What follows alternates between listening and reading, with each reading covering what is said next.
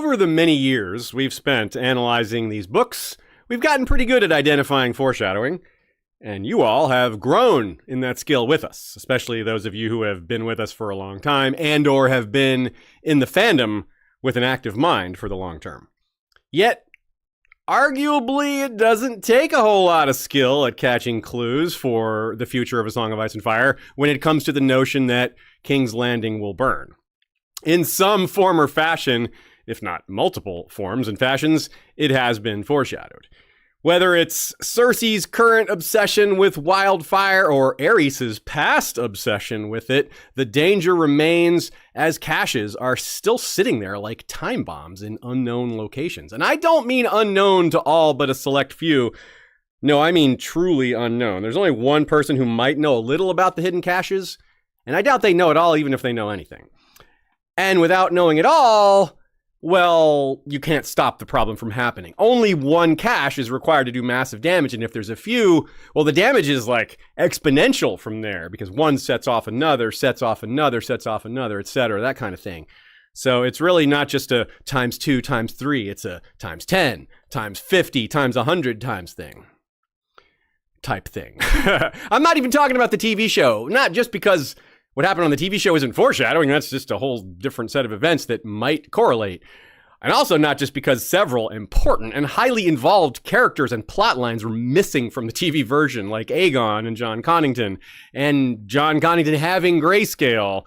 These are all important to us today. Meanwhile, HBO did have the Great Sept explode via wildfire, but that wildfire didn't even spread. It was this cool explosion, but there was no, follow-up to that. And in the book, if that happens, there will be follow-up. That will cause a lot more collateral damage. Many more fires will start. So that's important. So the show is of limited, though not zero, use to us today. It kind of gives us a little help in outlining a few possible scenarios. But this isn't just about the large-scale death and destruction. It's a huge plot point, but it's also not necessarily simple. There's a difference between those who burn the city and those who take the blame for burning the city. It's not necessarily going to be an even alignment there.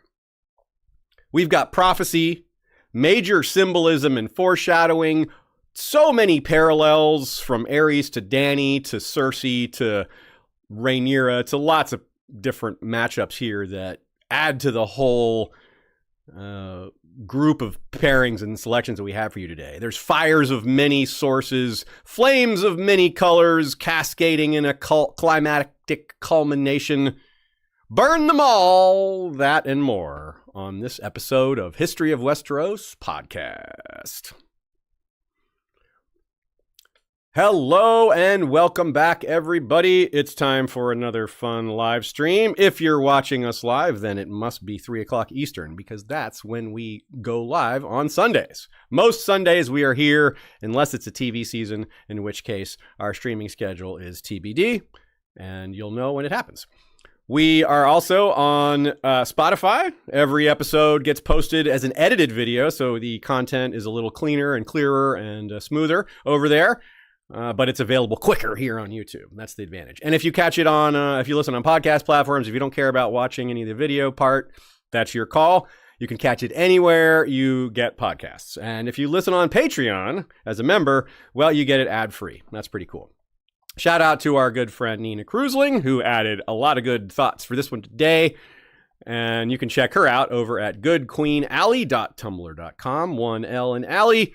And her latest post is on the theory that Sweet Robin isn't Jon Arryn's child. Not just that he might be Littlefinger's, but just that he's not Jon Arryn's. Littlefinger being one possibility. So you'll want to see what Nina has to say about that particular set of theories over at goodqueenally.tumblr.com.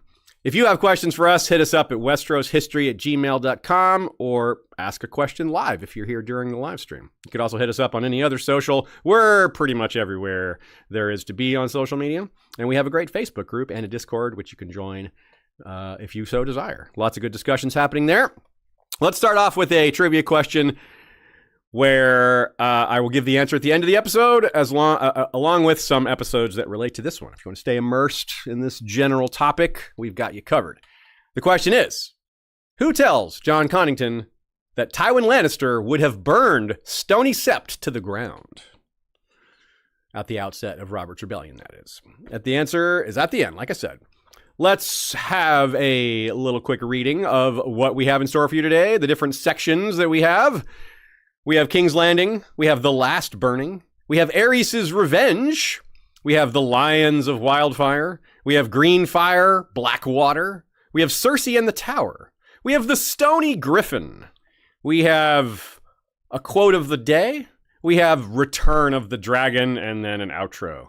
We also have Corn Emperor sending a super chat saying, History of Westeros, burn it. Yeah. Yeah, we will burn it. We're doing some burnings today. He said it as if the White Walkers would say, burn it, King's Landing.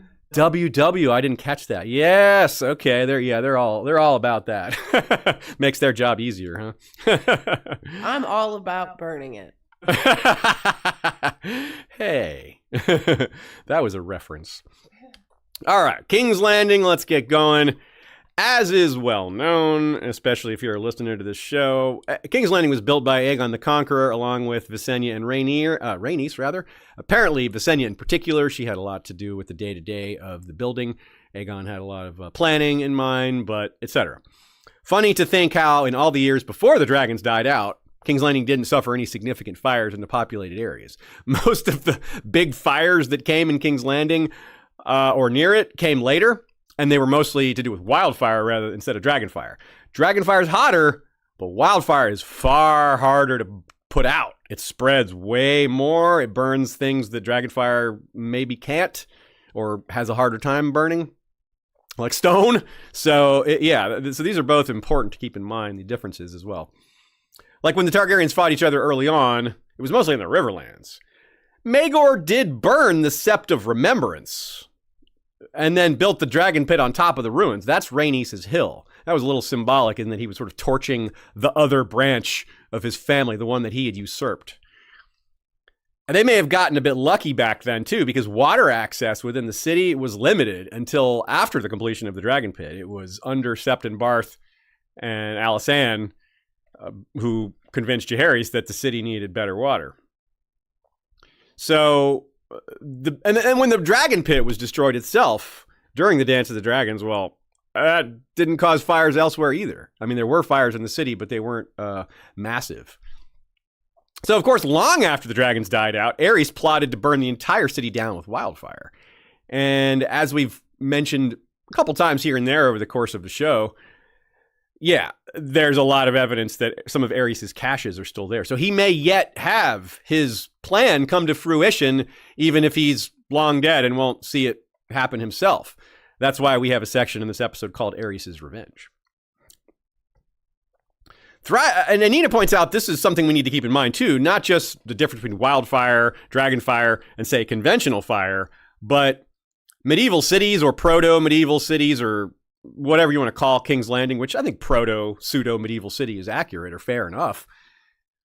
Fires are a big problem in a lot of older style cities. They didn't have, piped water necessarily. They didn't have fire departments necessarily.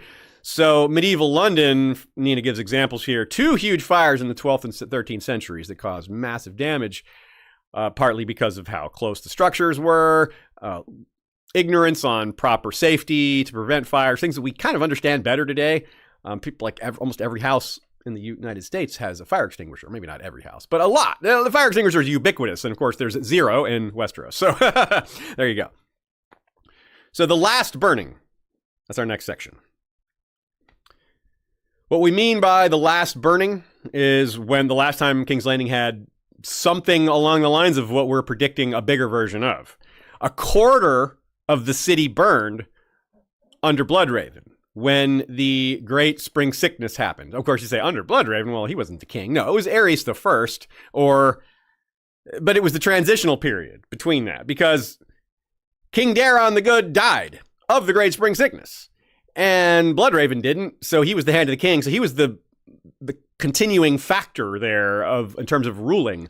As Aerys was being anointed and crowned and all that, Bloodraven was still doing his job day to day, which meant handling the Great Spring Sickness as it pertained to not just King's Landing, but everywhere. And what he did was he ordered a bunch of corpses, the corpses to be piled up in the dragon pit. Like that was a place sort of out of the way from the general population of King's Landing, and he ordered them to be burned. For some reason, he chose wildfire, and it's curious that he did that. Maybe he just thought this would be more effective in making sure the disease is eradicated within these corpses. I'm not really sure, but it's a curious case, and here's a quote.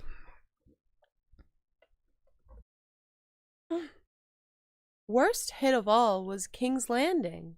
The High Septon, the Seven's voice on earth, died, as did a third of the most devout, and nearly all the Silent Sisters in the city. Corpses were piled in the ruins of the dragon pit until they stood 10 feet high, and, in the end, Bloodraven had the pyromancers burn the corpses where they lay. A quarter of the city went up in flames along with them, but there was nothing else to be done. That last line of the quote is particularly crucial because it describes the level of damage. A quarter of the city, that's huge, right? King's Landing is big. But it also absolves Bloodraven, or at least purports to, by saying, if he hadn't done this, it would have been worse. That's basically the message here. Like, a quarter of the city went up in flames, but if he hadn't done it, maybe the entire city would have died of the plague, or 2/3 of the city, or something like that. So better to lose a lot of property than to lose a lot of people. I think pretty much all of us can agree with that. Now, we're missing some details here. Maybe there's more to it, less to it. Maybe Bloodraven made a mistake. Maybe it was even more obvious than it seems. Who knows? But it appears that the alternative was worse. Rock in a hard place type situation. And it seems like even with their level of medieval knowledge about how infections spread, it seems like they had the right idea. Burning the bodies, that probably was the correct call. Using wildfire, I'm not sure that was the correct call, but maybe they weren't able to burn. Maybe they just couldn't get it to work with regular flames because the bodies were too fresh. I don't know. I'm not really clear on the burning of corpses and the logistics there. So anyway, we wonder how much control Bloodraven had over this fire. I mean, they didn't expect the wildfire to get out of control. They weren't like, well, we got to burn all these corpses and it will probably spread, but that's worth it. No, they probably had no idea that would happen. Of course, it's wildfire, so they probably had some sort of understanding that there was a risk, but they might not have expected it to get out of hand in a mundane situation like this. I mean, it's one thing when caches of wildfire might explode, right? This is a controlled burn where they're like, we're trying to burn corpses on the top of a hill where there's not a lot of other buildings. Right? So like the fire spread down the hill and then out and around it, I presume. Maybe it didn't go evenly around the hill. But Ashay can pull up a map of King's Landing here shortly, and you can see, just to get a general idea, it's a very packed in place. Like Nina was saying, King's Landing is not full of space. It's lots of people live there. It's a huge place, but it doesn't have a lot of extra space. Like all the space is used, right? It's like a New York or a Tokyo where there's not a lot of empty space. Every square inch has a function. You know, they're trying to leverage every little bit for people's living space or for storage or whatever. And most of these things are flammable, whether they're people, buildings. And it's wildfire. The list of what's flammable to wildfire goes way up, right? It includes things like stone and metal, which regular fire, it's not going to be a problem. So it's even possible, if you want to get really dark here, maybe Bloodraven was intentionally letting the fire spread. Maybe he wanted it to hit certain parts of the city, not just out of general ruthlessness or evil, but because those were the most plague-ridden parts of the city. And he's like, well, if all those people who are infected, if that part of the city is just full of plague, if we burn it, that still might be a good thing. The lesser of two evils kind of thing. Now, we don't know that for sure, but it's a worthy thought to have in mind. That's the kind of thing Bloodraven would do. Well, look in the map. You see what it's next to. It's right next to the Street of Silk. Ooh. So, like, taking out all the sex workers. Ooh, that'd be bad. I mean, that is what it's next to. Or maybe he wanted to, yeah. Yeah. He either targeted them or didn't want them targeted or something. Yeah. So, yeah, you're right. Just by looking at the buildings around the area, you can maybe come up with theories as to what he was thinking one way or the other. Like, yes, I want this to be destroyed, or no, I want to protect this. But the most overwhelming factor, I think, is probably who gets targeted with the flames, who's alive. I mean, people that are living but carrying the plague, and those might be targets. You might be like, yeah, let's just burn them so that they don't spread it. The craziest thing to me here is when you look at like what a quarter of the city is, a quarter of the city would actually also include up to Flea Bottom. Like if it was that quarter, it would include the Street of Silk and Flea Bottom both. That's what's over there. And it's great that you mentioned that, because this is going to come up a little bit later in the episode when we discuss the Battle of the Blackwater. And yeah, like Bloodraven might not be terribly concerned about Flea Bottom. It might be where the plague is particularly bad, because most people are living in closer quarters to each other, and they have even less knowledge about infectious diseases, which is already, the bar is really low there. But yeah, so it's a very interesting consideration here. And all these factors matter to us, both the plague and the burnings and the targeted burnings and where the layout of King's Landing and what buildings might get hit or might not get hit. All this matters for our purposes in analyzing what could happen in the current story, because plague is part of it. We could have Grayscale. Grayscale could be involved. We got John Connington heading to King's Landing. Secret plague bearer John Connington, right? Nobody's planned for that. Not even Varys, the guy who's planned all this 20 years on. He doesn't know about that part. And this thing with Bloodraven wasn't super long ago. We're talking 90, 91 years ago, counting from the end of A Dance with Dragons. So if we're counting from the beginning of the series, it's even a little bit less. So even if you discount Grayscale as a possibility, there's other plagues that are possible too. Just any general sickness becomes more likely when food gets scarce and people huddle together for warmth in winter. The communicability of diseases goes way up, and then you add to that the ignorance of how these things work in a setting like this. So, again, it's important to keep in mind the Dragon Pit is on the Hill of Rhaenys, which, again, is the same place that Maegor burned the Sept of Remembrance. That's pretty important. So that didn't cause fires to spread elsewhere, even though he used Balerion and burned the whole thing down. Like, that's nothing spread. But when it was wildfire in a controlled environment, Maegor wasn't controlling that. He's burning the Sept, just, torching the thing. You can kind of assume the pyromancers were using some sort of plan to burn those corpses, and something went wrong. Maybe something along the lines of what happened in Summerhall, by the way. Just goes to show how hard it is to keep control of that stuff. So, yeah, you wonder, too, like, how did it stop? The quarter of the city burned? Did they do something to make that happen, or did it just gut itself out eventually? They had no ability to stop it, and it just died on its own. Wildfire, that's what they say. It keeps going. But it does have a limit. It doesn't just keep going forever, right? In fact, we can get into that a little bit. Let's do that. A small amount of wildfire probably isn't going to consume like all the stone streets and bricks of the entire city, but a large amount could do a lot of damage to even stone and brick and things like that. Let's check in with an expert on this one. Haleen, the pyromancer. Is what I'm saying here basically, right? That is so. Once it takes fire, the substance will burn fiercely until it is no more. More, it will seep into cloth, wood, leather, even steel, so they take fire as well. Tyrion remembered the red priest Thoros of Myr and his flaming sword. Even a thin coating of wildfire could burn for an hour. Thoros always needed a new sword after a melee, but Robert had been fond of the man and ever glad to provide one. Your Haleen voice sounded a little bit like Bobby Hill. I've been watching lots of King of the Hill ahead of the revival, so that's funny. I was trying to give Roy Dotrice. Funny, y'all, speaking of the King of the Hill revival, the first episode is called Return of the King, which I just love that. Anyway, Thoros' sword, it sounds like it is ruined, but it doesn't sound like it just turns entirely to ash, right? It isn't like the steel isn't entirely obliterated or disintegrated or whatever. There's still some steel there. It's just really full of holes, and it loses its edge and all that. And Haleen does say the fire does run out eventually. It says, until it is no more. So yeah, it does have a lifespan. It can't just burn forever.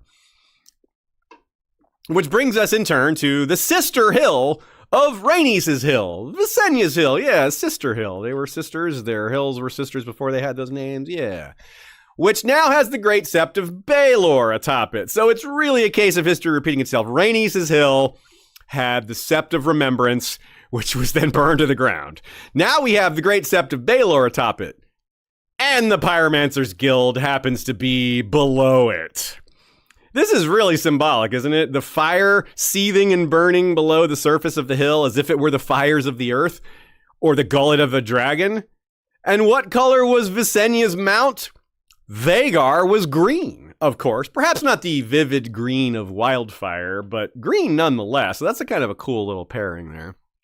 Could these flames burst forth explosively like the fires of the earth, like an emerald volcano, like a version of the Doom, but with wildfire instead?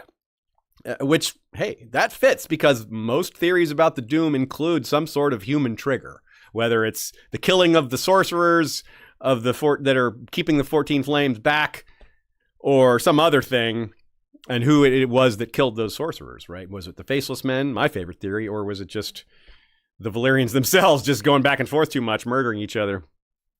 So it really does provide us with a possibility, a Doom-like scenario within King's Landing where this entire Pyromancer's Guild could go up, exploding, and the entire hill and the sept would go with it. And since we saw the sept explode on TV, the idea is a little bit more believable because, yeah, maybe George gave the TV show runners that idea. They didn't necessarily come up with that on their own. In fact, most big plot points you assume came from George, just that it didn't necessarily come from him exactly the way it was portrayed. The big changes were probably made, but the bottom line of an exploding great sept might be what we're in store for. And if so, as I said during the intro, it would be so different. Because, yeah, first of all, we have the Pyromancer's Guild, maybe the whole hill exploding and not just the sept. Second of all, we would have the fallout from that. All the secondary, tertiary fires that start from that explosion. There would be wildfire spewed everywhere.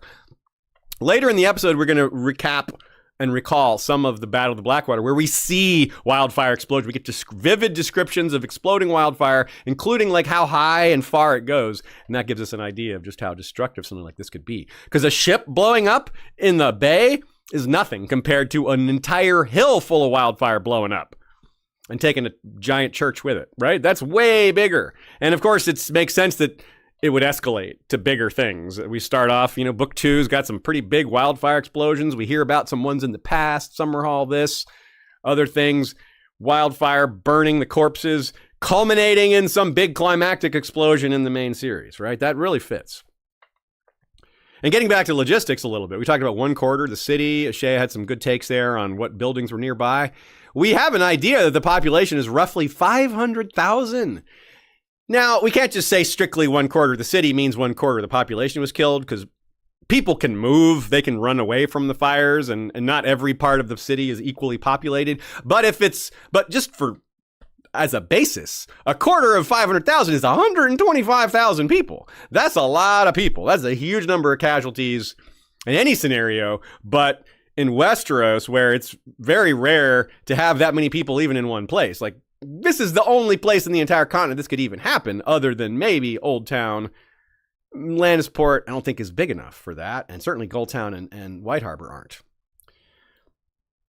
So, like, if you think about what happened, some people fled before the Battle of the Blackwater. Some people fled King's Landing to escape it before the battle. Some other people were fleeing into King's Landing, though, before that, when war was ravaging the Riverlands and Tywin's raiders and reavers were burning the region from the God's Eye to the Red Fork. So, as he, using his own words, or Kevin's words, rather, or both.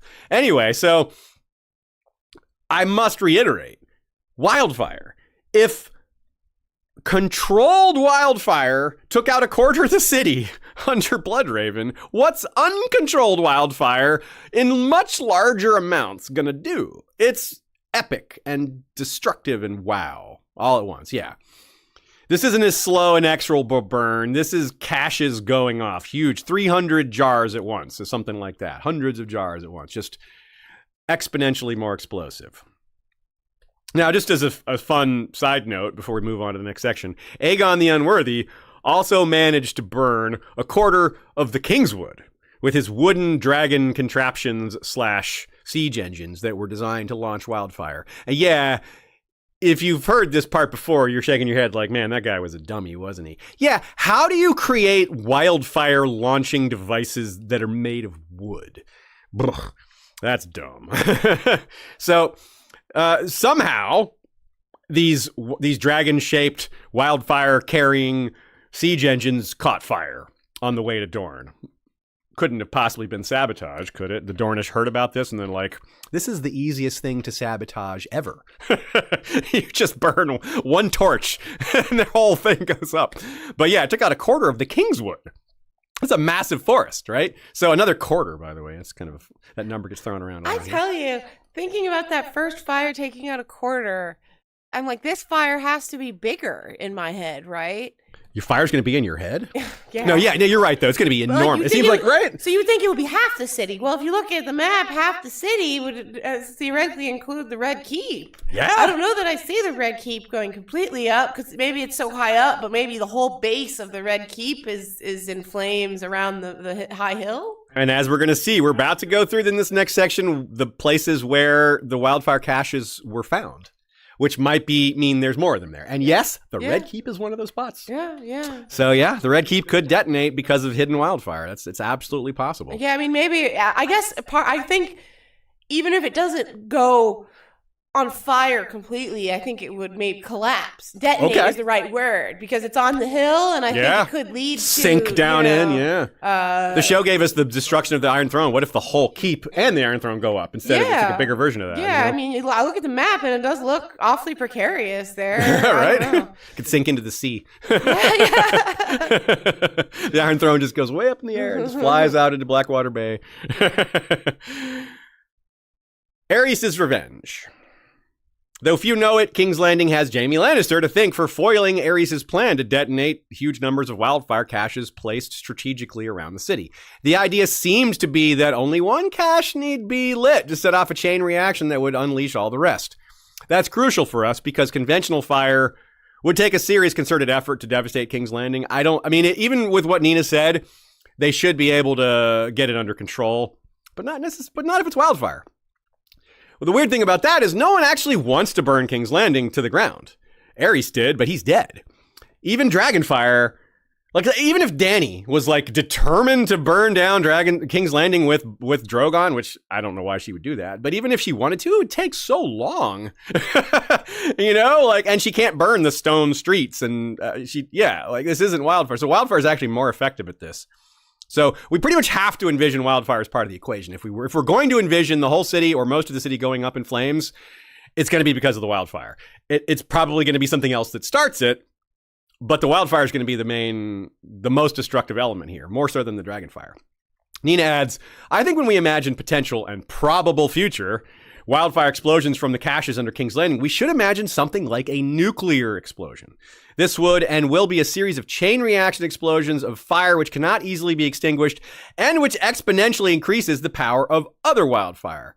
Yeah, it's really set up to be monstrous. So this is where we come back to Aerys, because you need a madman for this. Only a madman, only an insane person actually wants to burn the whole city down.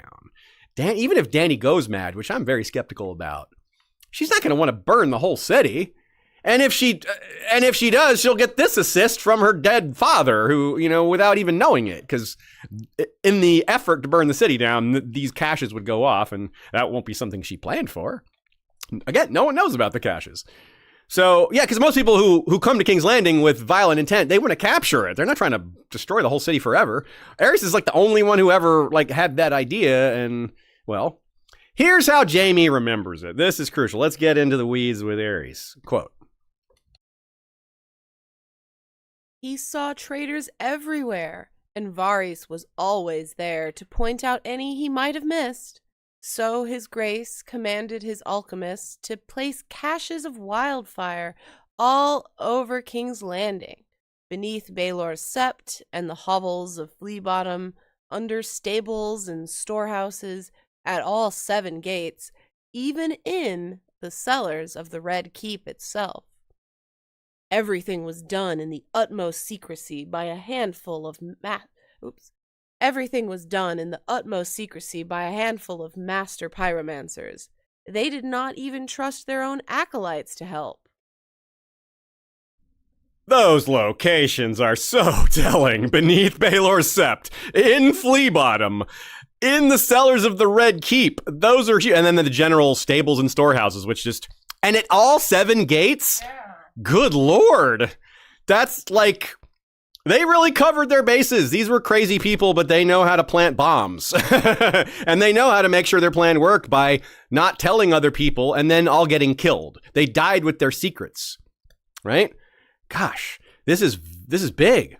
So yeah, the stables and storehouses part just like adds to the bigness of it all. It's like, well, that's too generic to give us specific locations, but like there's tons of stables and storehouses and similar type buildings throughout King's Landing, especially in a place like Westeros that has to have, even though George doesn't talk about it a lot, you have to have massive amounts of storage for winter, right? Because of just the cycles of weather that exist in this world. You have to have big storage for winter, and everybody knows winter's coming.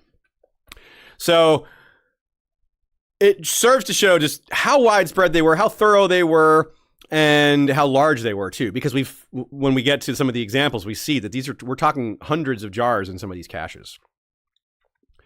And it really reinforces, as Nina points out, that yes, Aerys was aiming for full obliteration of King's Landing. The burn them all thing, that's literal. Book Aerys didn't actually say that, but he said similar things like make King's Landing a charred bones and cooked meat and ashes. So yeah, same sentiment. Burn them all is this kind of a sexy, simple way to put it. And it's effective, and I thought that was a good way for the TV show to do it. But yeah, and the book version, as usual, a little more detailed, a little more nuanced, but it's the same basic message. Yeah, everybody dies, everybody burns.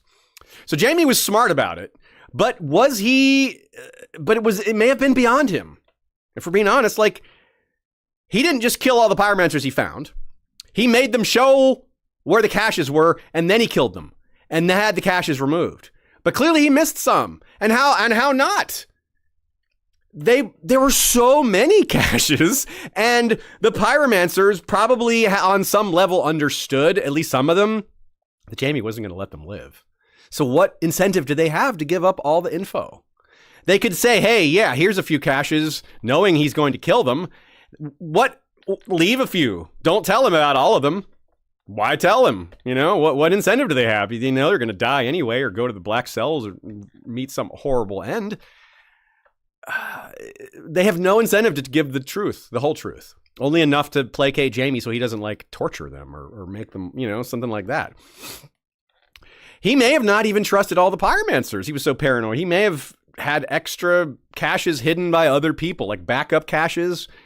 Yeah, like maybe Rossart, the head pyromancer, was also like going above and beyond what Aerys asked for because he's a psycho like Aerys was, right? So he didn't tell everybody. Maybe they knew that by not telling each other, this ensured the plan would work. If no one, it's the standard kind of operating procedure for terror cells. You don't tell your fellow terrorists where the other terrorists live or where they've stashed their weapons, because then no one can extract that information from you. If you don't know the secret, they can't get it out of you. It's common practice among organizations that require great secrecy is to not tell anyone. Then you can't torture it out of them. Yeah? So given that, plus Aerys' exceptional level of paranoia, yeah, how could we really think Jaime got them all? And again, we know he didn't, but thinking of it this way just drives that point home. It's like, there's probably a lot of them he didn't find. But here's an example of one we know he didn't find that was discovered later. Quote.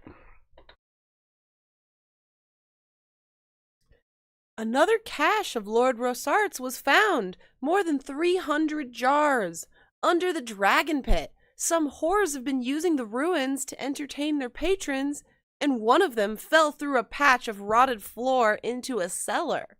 When he felt the jars, he mistook them for wine. He was so drunk, he broke the seal and drank some. echoes of Aerion Brightflame, who Tyrion, in like the next paragraph, thinks of. Like, oh, there's a Targaryen who did that.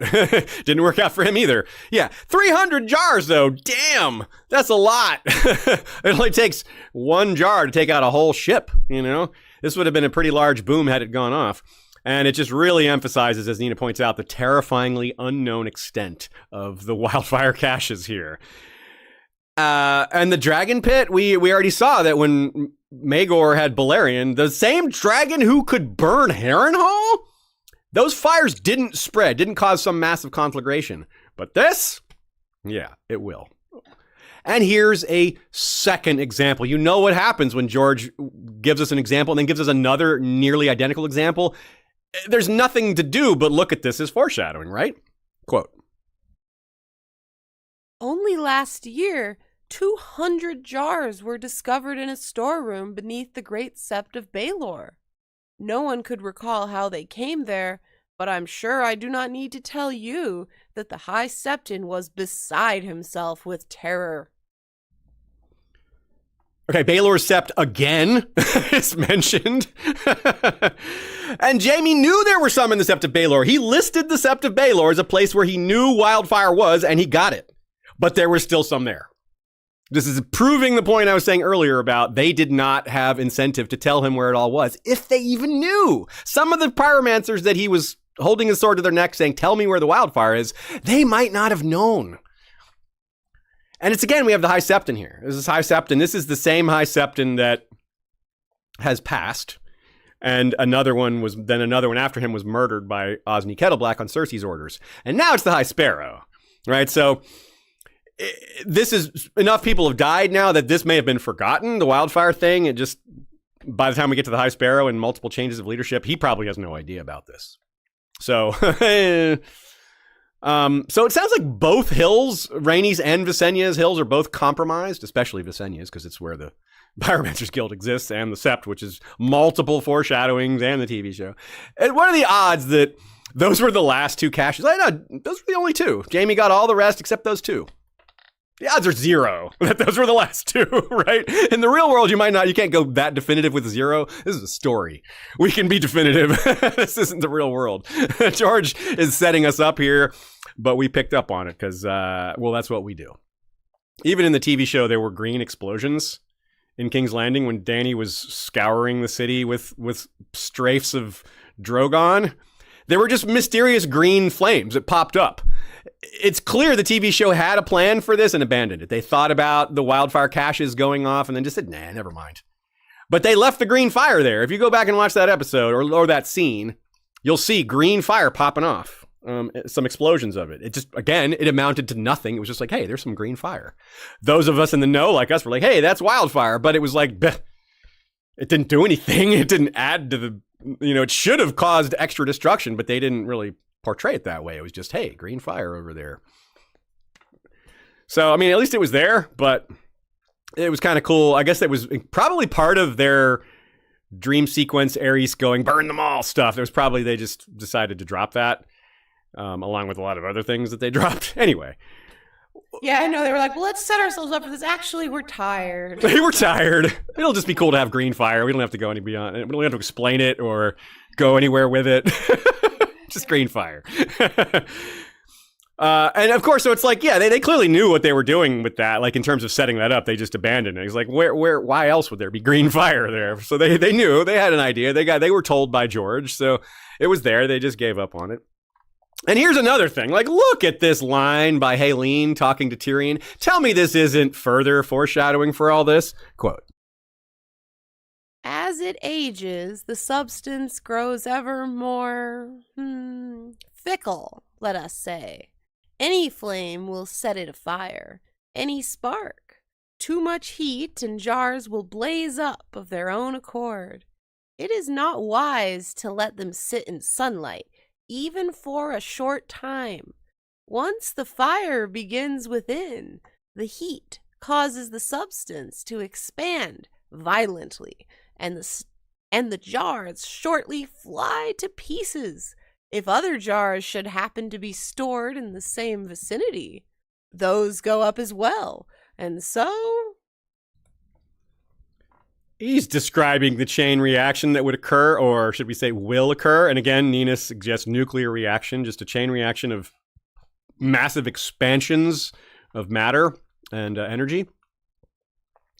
And yeah, so he's not only saying, giving us all this evidence that there's wildfire caches still in the city, but he's also saying that if you look at them funny, they explode. I mean, this, like, the tiniest little bit of heat. Yeah, like, these are the most fragile, most, like, ready to blow substances that you can imagine. And George is like, yeah, don't even, some of y'all already remember the Saturday Night Live commercial from the early 90s. It was Happy Fun Ball, where it was like this great toy for children, but then the warning was like, Happy Fun Ball contains a liquid core which can accelerate to dangerous speeds. Do not taunt Happy Fun Ball. You know, it's like, you can't taunt the wildfire. It'll explode on you. So the older caches are not only just out there and hidden, but they're more dangerous than new ones. This is massive, right?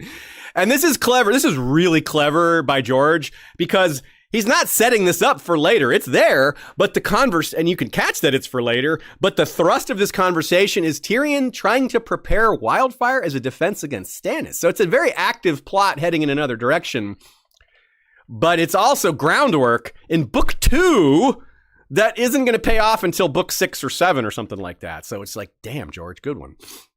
It's multi-purpose. It's active in that moment as a defense for the battle, but it's also set up for a greater conflagration later.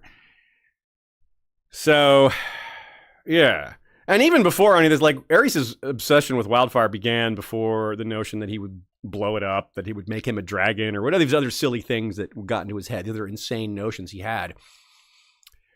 He just used it for heating. Like, during winter, he was like, hey, pyromancers, I want to make wildfire lamps, which sounds kind of dangerous and maybe expensive, but it might be efficient. I don't know, because more wildfire, you can use other things as fuel that might be cheaper, you know, like lamp oil is more expensive than stuff that wildfire will burn, which is, you know, anything. Anyway, to repeat though, no matter how these caches go off, whether it's by someone looking at them funny, or during a battle where fire is already spreading, or a dragon happens to hit it, it's gonna be an accident. No one knows they're there, so it has to be an accident. You can't have advanced knowledge of that, because no one has advanced knowledge of that. Unless a certain person does know. And we'll get to that in a minute. There's one person I still have in mind for that. So it's a dichotomy, right? Again, the thing I introduced at the intro. There's the catalyst for the fires, and there's the blame. The blame, as we've outlined here, a lot of it's Aerys, if not most of it. But that's not how it's going to actually play out. People aren't going to know that, because very few people even know Aerys did this in the first place. So how are they going to know that it was him? They're not even going to think of him. So keep that in mind. Meanwhile, let's move on to our next section. The Lions of Wildfire. Aerys is not the only one who used wildfire in King's Landing, of course, but even he is associated with one of 3 Lannister siblings, each of whom have a strong relationship to wildfire. Jaime, one who tries to stop it, Tyrion, one who uses it reluctantly, and Cersei, one who has used it and wants to use it again. Cersei's association with wildfire goes back to the preparations for the Blackwater. Everyone remembers Tyrion's clever use of it, but it's easy to forget that it was technically Cersei's initiative. She came up with the idea to use it, and it would be amazing if it turned out that Varys planted that suggestion. Varys was like, hey, maybe you should use wildfire here. He who also was Aerys' advisor during all that. And yes, I'll reveal now that it's Varys who I'm thinking of when I say someone might know where some of the caches are. Like, Varys is so close to Aerys, and he would have maybe been a part of those meetings or spying on them, those secret meetings between Aerys and the Pyromancers. That doesn't mean he can keep track of all the caches. Even Varys wouldn't necessarily know about all of them, especially if even they didn't know. So again, Varys can't filter out secrets that no one knows. So going back to Cersei, though, she had begun the preparations to use wildfire in the coming battle, and might have mucked it up because she's not cautious. You know, Tyrion took that risk extremely seriously, and as acting hand of the king, he took over that job from her, and she was fine with that. She's like, yeah, you go ahead and you plan for that. And because he took the risk seriously, it mitigated the potential for Cersei not being serious enough with it. He couldn't count on her to issue commands in a way that would minimize the risk. But he could count on himself for that. He understood the risk. And all throughout A Clash of Kings, we saw him go to great lengths to make sure that wildfire was handled by competent people. He had this elaborate scheme of empty jars that would contain wildfire on the day of the battle, but prior to that would be empty, so that he could, or not empty, but filled with green paint. So that when his commanders and soldiers are working with it and planning with it and preparing it and practicing with it, only the people that are sure-handed, that don't drop their paint, are the ones that are given the job. So he went through this long schema of testing and planning and saying, okay, who's capable, who's competent, who can I count on? These are things that Cersei probably wouldn't have done. So that's important. You got to see, like, the fact that Tyrion was like the only, even though he was using the wildfire, he was maybe the only person keeping it from becoming a disaster too, right? Like, it's both his careful management of it and his against the enemy in the right way that kept it from becoming a much bigger problem. And even then, it almost became a bigger problem, as we'll see.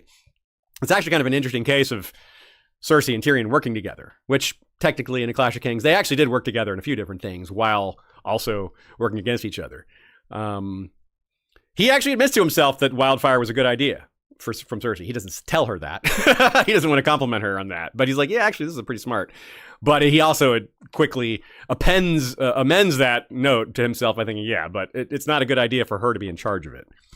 So it's like a microcosm of why Tyrion was sent to be acting hand in the first place. Now, here's a great moment of symbolism, if not foreshadowing, during the Battle of the Blackwater from the other major witness POV during that battle, Sansa. Quote, Cersei beckoned to her page for another cup of wine, a golden vintage from the arbor, fruity and rich. The queen was drinking heavily, but the wine only seemed to make her more beautiful. Her cheeks were flushed, and her eyes had a bright, feverish heat to them as she looked down over the hall. Eyes of wildfire, Sansa thought. Not to mention the arbor gold nod there, which is a clue for dishonesty taking place, lying taking place. And of course she has green eyes. Yeah, green eyes, yeah. So check out our arbor gold episode with Chloe from Girls Gone Canon for more on that topic. Lies and arbor gold. What did I say? No, you just said the arbor gold episode. Oh, my bad, yeah. More. If you're searching it, it's lies and arbor gold. Yeah. So there's another time when Tyrion thinks of her eyes, Cersei's, that burn like wildfire. It's when she's trying to convince the council and him that he, Tyrion, should leave the city to deal with the Tyrells. Of course, it's Littlefinger who ends up doing that. But she's like, she loves the idea of getting Tyrion out of the way because he's got, hand of the king authority, and she doesn't like that. And other reasons too. There's another, though. Jaime notices it too. Quote, their father had been as relentless and implacable as a glacier. As a glacier, where Cersei was all wildfire, especially when thwarted. So both Lannister siblings think of Cersei with this association of wildfire, especially her eyes, and Sansa does too. Then she goes on to suggest Haleen, with Bobby Hill's voice, as a possible hand of the king. Like, Aerys, right? She's flirting with the idea of naming a pyromancer hand of the king, just like Aerys did. Just like, and Aerys, of course, with all these wildfire vibes. It's like, hello, Cersei, Aerys, you're so much like him. I mean, and Cersei has so many other qualities you would be looking for if you're trying to find a revenge arsonist candidate. She's got a lot of it, right? She loves wildfire. She loves watching it. And at the time of this, though, back in Clash of Kings, she wasn't a POV yet. Her role is kind of passive in this scene, which is a rare phrase to apply to Cersei. But let's move on, keeping Cersei in mind, and getting more into the details of the battle and wildfire's use there. Green fire, black water. Tyrion did make excellent use of wildfire to defeat Stannis' fleet, taking Cersei's idea and running with it, making it very effective. Destroying ships in close quarters was a great way to use it. He took extreme care, right? He didn't want any back wildfiring going on. And he gets to witness some of it. Here he sees Aerys' fruits come to fruition. Quote, He saw another of the hulks he'd stuffed full of King Ares's fickle fruits, engulfed by the hungry flames. A fountain of burning jade rose from the river, the blast so bright he had to shield his eyes. Plumes of fire, 30 and 40 feet high, danced upon the waters, crackling and hissing. That was almost like a tongue twister for a second there. Fickle fruits. Good old George. Just imagine that inside the city. Just going off 30 to 40 feet, crackling and hissing, so bright you have to shield your eyes. Like, how many of you have watched fireworks displays in your life? Probably most of you, if not all of you. I can't recall them being so bright that I have to shield my eyes. Bright, sure, but so bright I have to shield my eyes. This is really bright. And Tyrion's not like that close to it. He's on the walls of the Red Keep seeing this play out in Blackwater Bay. That's something. So when Nina keeps referring to it as like nuclear blast level, I think she's onto something there, right? I mean, maybe not quite as much radioactivity, but still wasteland type stuff we're talking about, like massive devastation. Davos is on the receiving end of wildfire, and here's one I'll read. A wall of red-hot steel, blazing wood, and swirling green flames stretched before him. The mouth of the Blackwater Rush had turned into the mouth of hell. Green Hill, which, by the way, is a song. Metallica covered it. Green Hell, that is. So, yeah, that's crazy, right? Like, all these descriptions are on the water. It's a great way to set up what's coming later by having it play out on the water, where it even spreads on the water a little bit, but imagine it inside the city. It will spread way more and cause way more damage. I mean, several examples, multiple perspectives, stone and brick and glass added to that mix. Instead of just wood, the ships exploding, you've got buildings. You've got earth, stone, steel, glass at high velocity. I remember a show that is no longer around. The podcast was called The Podcast of Doom. And it was a show I listened to every episode of, and it was dedicated to mankind's greatest disasters. Mankind's greatest. Not Earth's greatest disasters. The difference being man caused this disaster. It's not like a volcano going off, because that's not man's fault. That's not humanity's fault. But the largest shipping disaster ever in the history of the world happened in a port, I think in Dallas, or not Dallas. Dallas isn't a port, is it? Anyway, it was in Texas. Maybe it was Houston. Near Houston. It doesn't matter. On the coast of Texas, there was a shipping disaster where a ship came in too fast and it was carrying explosives, and there was all this warning of it because the ship couldn't stop, but it was firing off its horns, and people knew like it was coming. It was inexorable because they couldn't stop it, but it still took a while for it to collide with the harbor. And so it gathered a crowd. People were like watching from a distance. People are looking at it. So people are like up to hundreds of yards away, a half a mile away. People are looking at this through windows, waiting for it to happen, waiting for the ship to collide with the shore. And when it happened, the explosion was so big that multiple people had glass blown into their eyes and went blind. Which is just a level of devastation that we should be considering for this. Like, this is just, people are going to have no idea how big the explosion will be. In this case, of course, they won't even see it coming. And they won't see the slow motion ship coming towards the shore and going, what's going to happen? They didn't even expect an explosion there. In that sense, it'll be similar because the people of King's Landing will be like, oh my God, there's a battle happening, or there's a dragon attacking, or whatever. They won't expect a giant explosion. Like, explosions aren't really a common thing, a common part of knowledge in medieval settings. Like, how often are there explosions in their world at all, right? Explosions are a modern world thing for the most part, you know? Other than like volcanoes. I believe you're talking about a 1947 industrial disaster at Galveston. Galveston, Texas. Yeah, that's what you mean. Okay. It says it killed at least 581 people ultimately, this chain reaction of fires and explosions. It actually, it's because it had all this ammonium nitrate. Definitely gives King's Landing explosion here. Yes. Right? Yeah. So, and some people, and it's funny, it's called the Podcast of Doom, which is like the doom of Valyria, the doom of King's Landing is what we're talking about here. As an aside, one time someone asked me, like, why do you listen to that show? That sounds horrible. It sounds like so depressing. And I'm like, yeah, but it makes my personal problems seem tiny by comparison. It's like you hear about the worst disasters humanity has ever suffered. It's like, yeah, boy, me being a little short on the mortgage this month, or I'm just making shit up, like that seems tiny compared to, or I've got a cough this month, I stubbed my toe. Like, yeah, but 580 people were killed in this shipping disaster back in Galveston. Yeah, that's a bigger problem, right? Anyway, so we get to look at that's somewhat conventional fire. This shipping disaster involved, like I said, sodium nitrate, which is a precursor to gunpowder.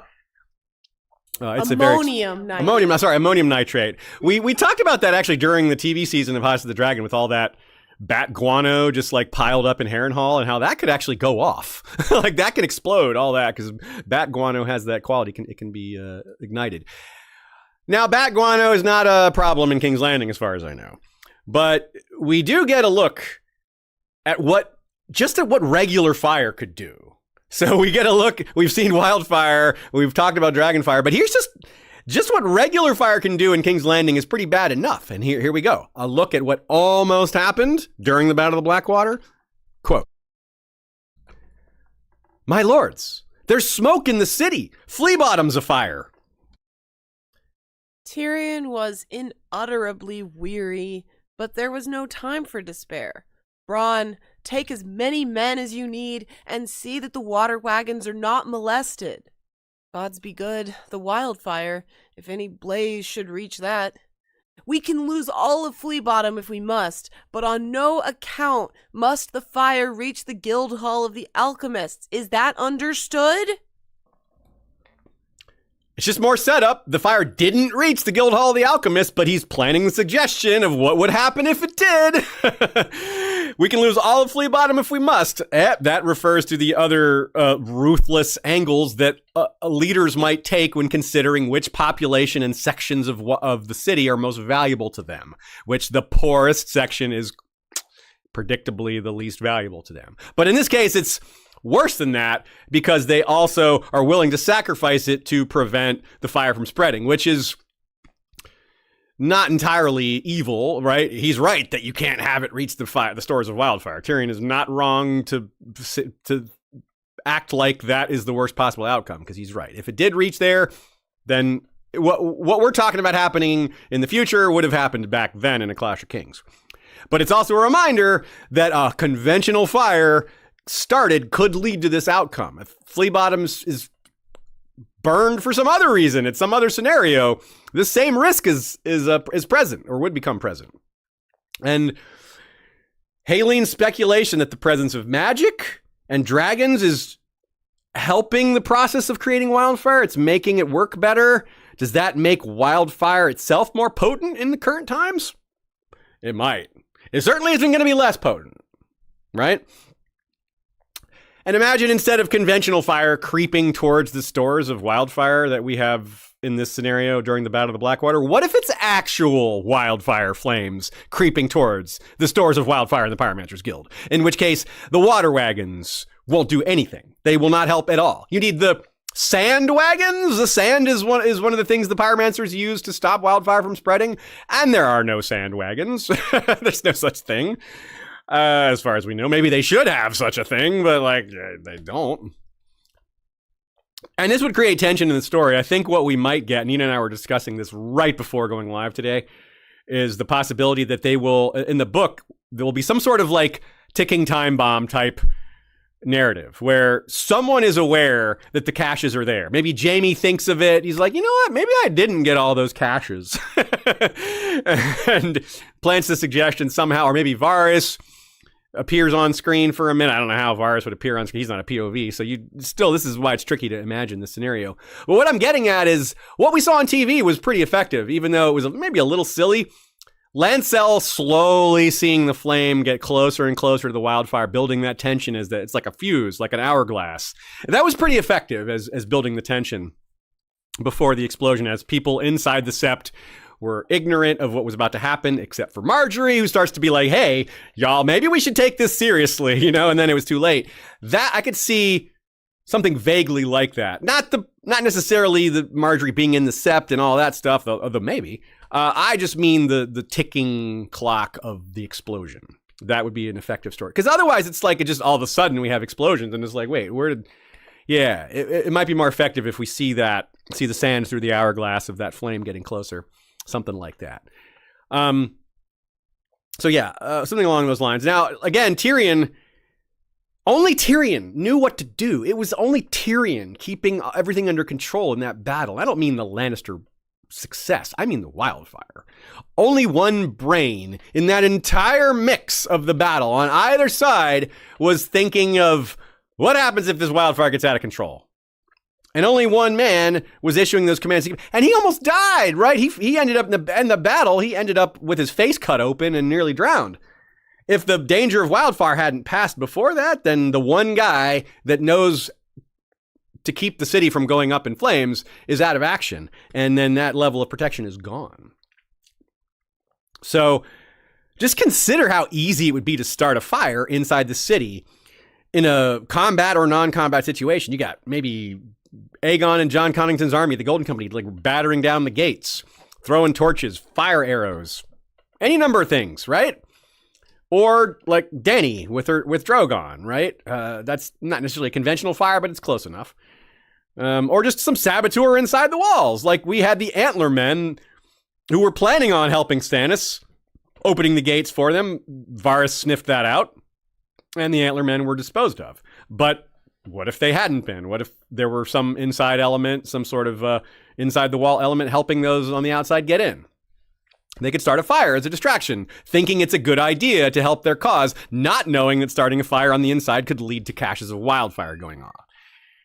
Saboteurs inside the wall starting fires is a very mundane thing during a large battle, especially with all these different factions and multiple factions. It's not just one-on-one. We got Aegon's faction. We got the Lannisters. We got the Tyrells, who may or may not stick with the Lannisters. We got Euron's faction. We got the North. We've got the Vale. Yeah, there's lots going on. Now, maybe one place we can say maybe did get cleared of its caches of wildfire is Flea Bottom, because it caught fire during the Battle of the Blackwater and nothing exploded. We don't necessarily get a lot of follow-up on that, though. Well, can I add on to that? And because if we're saying that it went up in flames during the plague, and that was part of the quarter of the city that burned, the cache that was there burned then. Well, that would have been before the caches were set, right? Oh, I guess you're right. I would have thought that like maybe that's why it went up, but yeah, I guess you're right. But there probably have been other fires there that could have been at risk, though. Either way, your point is solid, even if not the timing of that one example. So yeah, like, but I could be wrong here, because what if Bronn was effective at bringing the water wagons to Flea Bottom and stopped the fire before it spread? We don't hear about Flea Bottom being burned to the ground or after the Battle of Blackwater. So maybe the caches just didn't get hit and it was a close run thing. So yeah, so even this we can't be sure about. There might still be caches in Flea Bottom. Cersei and the Tower. Let's talk about that. The burning of the Tower of the Hand is another use of wildfire by a Lannister we should take a look at. It's the only time we get her POV on wildfire, because again, and during Clash of Kings, when she's got the eyes of wildfire, she's not a POV yet. She doesn't have her first chapter till A Feast for Crows. Even though she's been deeply involved with the substance, we just don't get to see that. So here's her take on it when she's watching the wildfire take out that tower. It's a little creepy. Cersei felt too alive for sleep. The wildfire was cleansing her, burning away all her rage and fear, filling her with resolve. The flames are so pretty. I want to watch them for a while. I'm with you there, honestly, Cersei. Green flame is really nice looking. I love multicolored fires. Yeah, we like to get those little pouches you put in your campfire or whatever, the magic flame or whatever they call it, and it makes it all multicolored. I love that. And I think black walnut is the one that actually does burn green when you're putting it in your fireplace. So this is the most recent going on with Cersei and wildfire. And the reason I want to bring it to your attention is because all that stuff in Clash of Kings and some other things point to a big reckoning with Cersei and wildfire. It's not this. All that wasn't leading up to just her burning the Tower of the Hand. No, this is additional foreshadowing for something bigger. This is too small of an event, right? It's just not that big of a deal. It's also, especially given George didn't even plan to write A Feast for Crows back when he wrote The Clash of Kings. So this was added on. This is bonus material, right? And when he added those wildfire eyes, he wasn't thinking of this because it wasn't even part of the plan then, I don't think. But on the other hand, this was a good example of a well-controlled use of wildfire. Unlike the pyromancers during the Great Spring Sickness, this one didn't get out of hand. This one worked, which is another reason to think it's not foreshadowed. It wasn't foreshadowed because this was a cool moment, but it's more about showing Cersei's relation to wildfire than showing the destructive power of it and how it can get out of hand and what else it can do. Because this was actually well-controlled. I don't think it was a great idea necessarily for Cersei to burn down the tower. But on the other hand, someone really needed to do something about all those secret tunnels. Like, they're really a problem, aren't they? So we have, with Cersei, coming back to the fact that she has this big problem with the Faith right now, with the High Sparrow and all that business with her trial and all that. And so she's made an enemy of them. They've made an enemy of her. And once again, I come back to the Pyromancers Guild being right below their headquarters. 2 pieces of foreshadowing for caches under the Great Sept. It's just a lot, right? This is so hard to not think this is important. And I also come back to the idea of how silly it was on the show that the wildfire didn't spread after all that. There was a massive explosion, and then the city was like, we're fine. Nothing. There's no collateral damage from that. Don't worry about it. So that's going to happen, I think. But will it burn down the whole city? I still think they weren't too wrong about that. I think it's going to have a bigger effect than nothing, but I don't think it's going to end the whole city. I don't think this event, I don't think Cersei's use of wildfire will be the final be-all. Which is interesting because it won't set off other caches necessarily, which is like, how does that work? You say Cersei's use of wildfire, but I don't think you think that it's only the only chance of the wildfire going off is Cersei's use.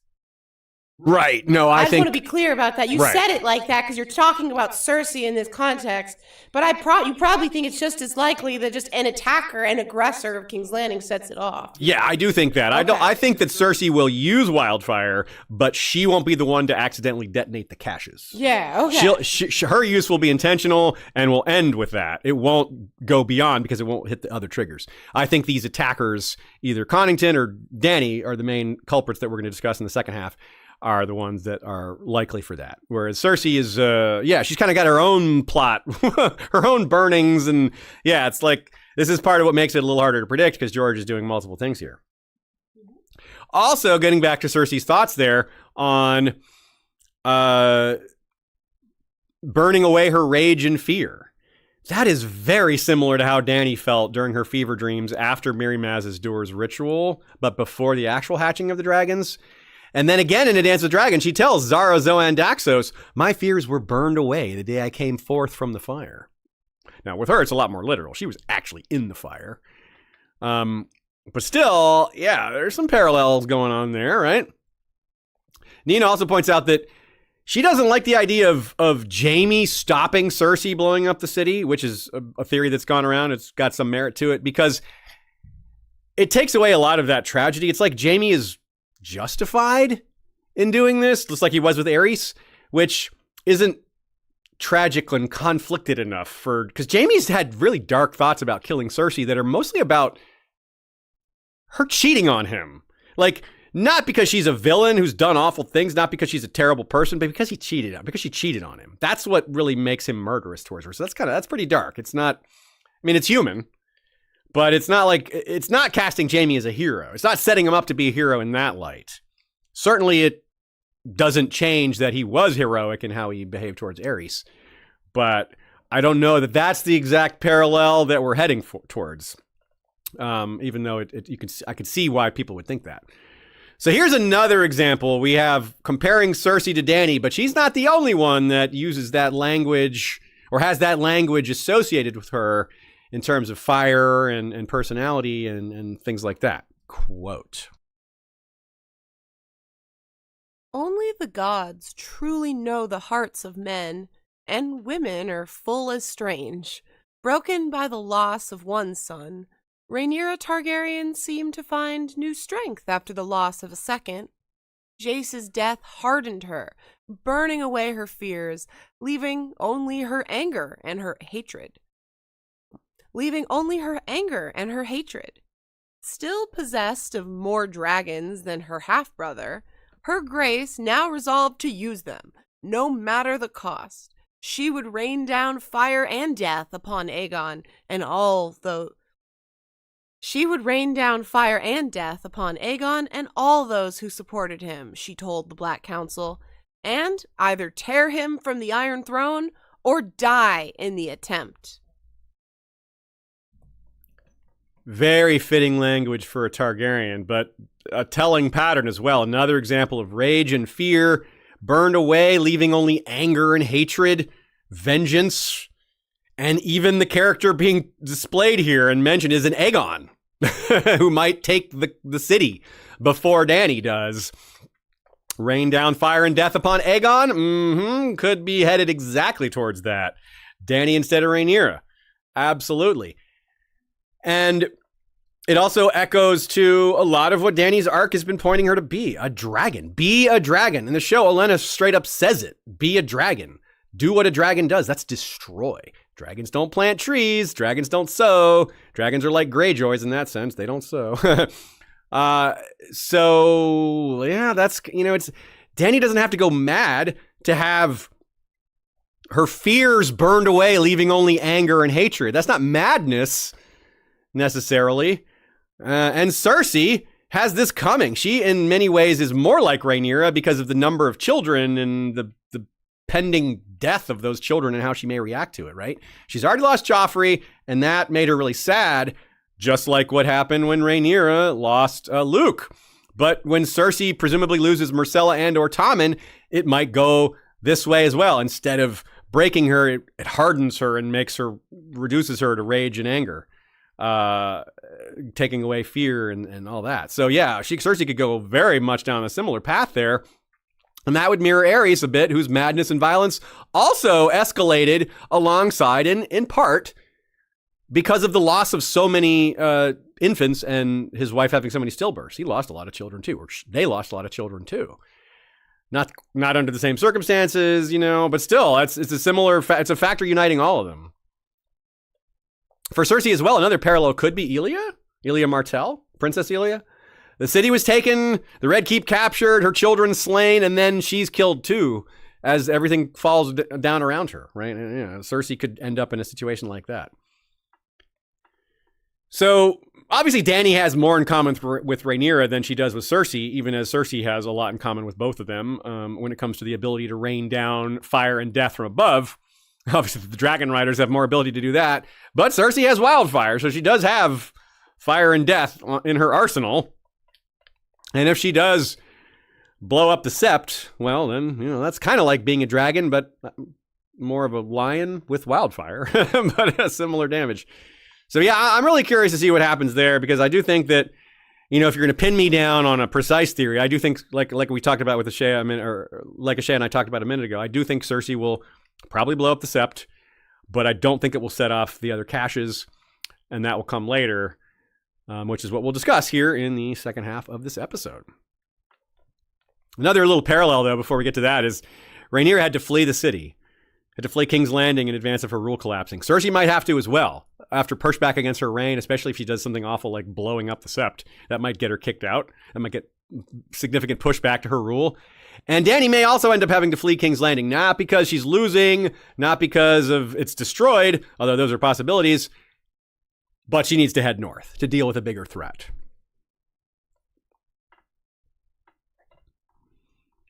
Ashea and I have been using Rise productivity software for quite a while now, and it's interesting to me how we both use it differently.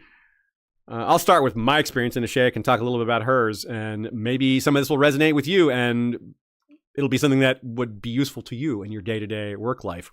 For me, I don't arrange myself into specific time frames or set aside chunks of work. What I use Rise for is to make sure I'm focused. Rise is really good at are you sure you want to look at this right now? If I'm checking baseball scores or something like that. And Rise is nuanced. You can say this is work or this is not work. For example, if I'm looking at YouTube, Rise will be like, are you sure you want to be looking at YouTube? And I'll be like, yes, because I'm looking at other video. I'm doing research. This isn't me looking at Star Wars. This is me looking at historical videos, reading, listening to content about fires or interviews with George R. R. Martin, stuff like that. So that is work. So you get to customize what you define as work and what you don't, and Rise can keep you honest. It'll say, hey, you don't want to be looking at that right now, do you? And I'll be like, yeah, you're right, Rise. Let me go back to my work. I'm just a scatterbrain that way. I'm very easily distracted. So that's really helpful to me. Now, what about you, Ashaya? You use it differently than me, and it sounds really effective as well. Yeah, I do use it to keep focused, but I also use it to keep myself from overworking. I find that I personally just grind myself down. I can easily find myself working 13 hours in a day, and that's not good, and that burns you out. And Rise helps to keep me from overdoing it, I guess, and keeps me from underdoing it. You know what I mean? It lets me strike a good balance. Yeah, it gives you structure, I think, is what it seems to do. Like, it helps you, like, really structure your day. I've noticed that. Yes, exactly. And I will be kind of almost a slave to it in some ways, where I'm like, oh, do you want to do something? You'll ask me if I want to get up and I don't know, get a snack, take a break. And I'm like, well, I have 10 minutes left on my focus session. So no, 10 minutes from now, yes. Mm-hmm. You know, we've had this conversation a bunch of times. That comes up. She's like, nope, I got 10 minutes. I'm like, okay, I'll wait 10 minutes. Yeah, exactly. And so that helps me, because I also feel kind of time blind, I say sometimes, in that I just don't have a good conception of how long something takes. And this has really given me like a grounding, a foundation to work on. So yeah, it's really given me a grounding, a foundation to work on. I found it just, honestly, it's really made me so much more productive and given me so much more a sense of value in my work, I guess. I feel that I know what I am doing. You feel more accomplished when you finish a session. At the end of the workday, you're like, it feels like it was more productive than it would have been otherwise, which is really valuable. So you can potentially check out Rise and see if it works for you.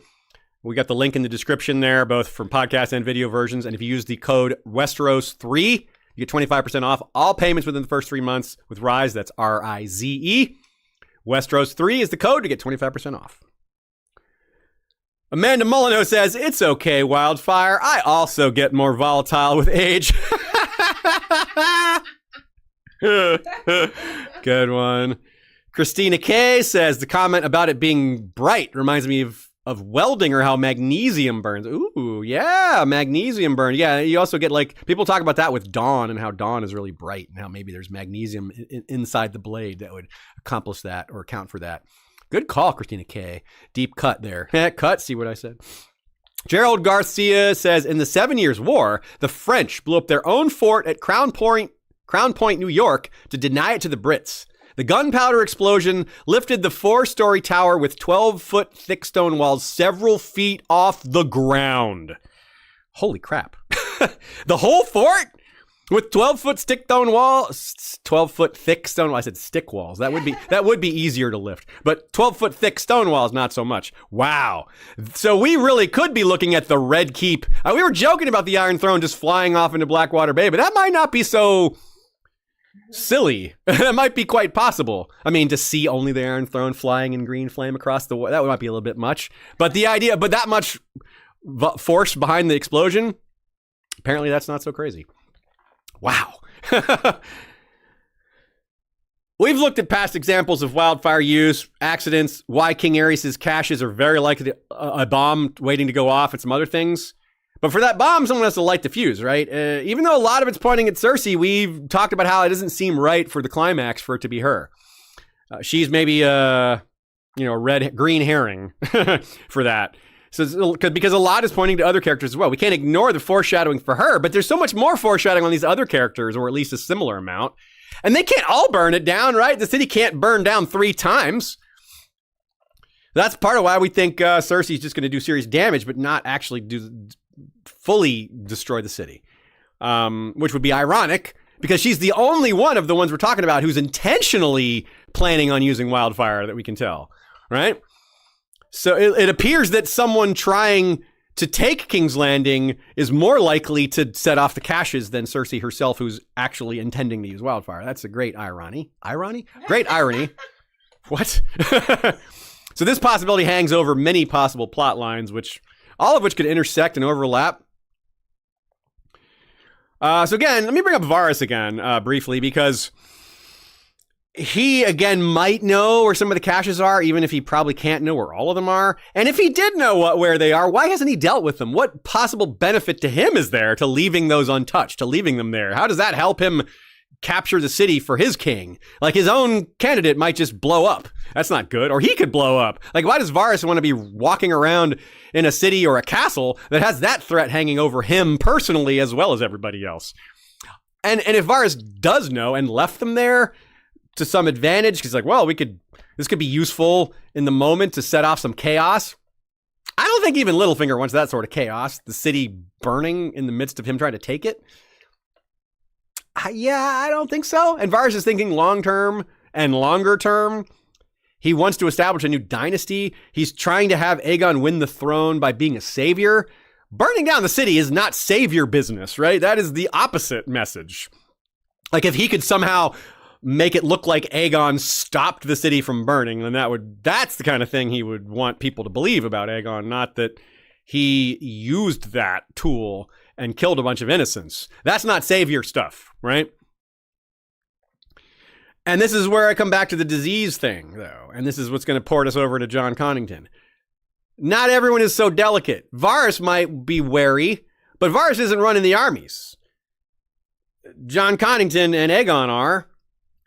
And Varys doesn't know what he's dealing with when he had Jon Connington. He manipulated, exploited, and plotted Jon Connington's role in this expertly. But here comes a wrinkle that he couldn't have possibly seen coming and is not aware of. Grayscale. Jon Connington is now a ticking time bomb of his own, whose time frame has been accelerated. Jon Connington wants to do everything fast because he doesn't have a lot of life left, and he knows that. He's not naive about what Grayscale is going to do to him. He is maybe naive on how infectious he is and on how he's going to be able to keep it hidden, but he's not naive on how long his life will be.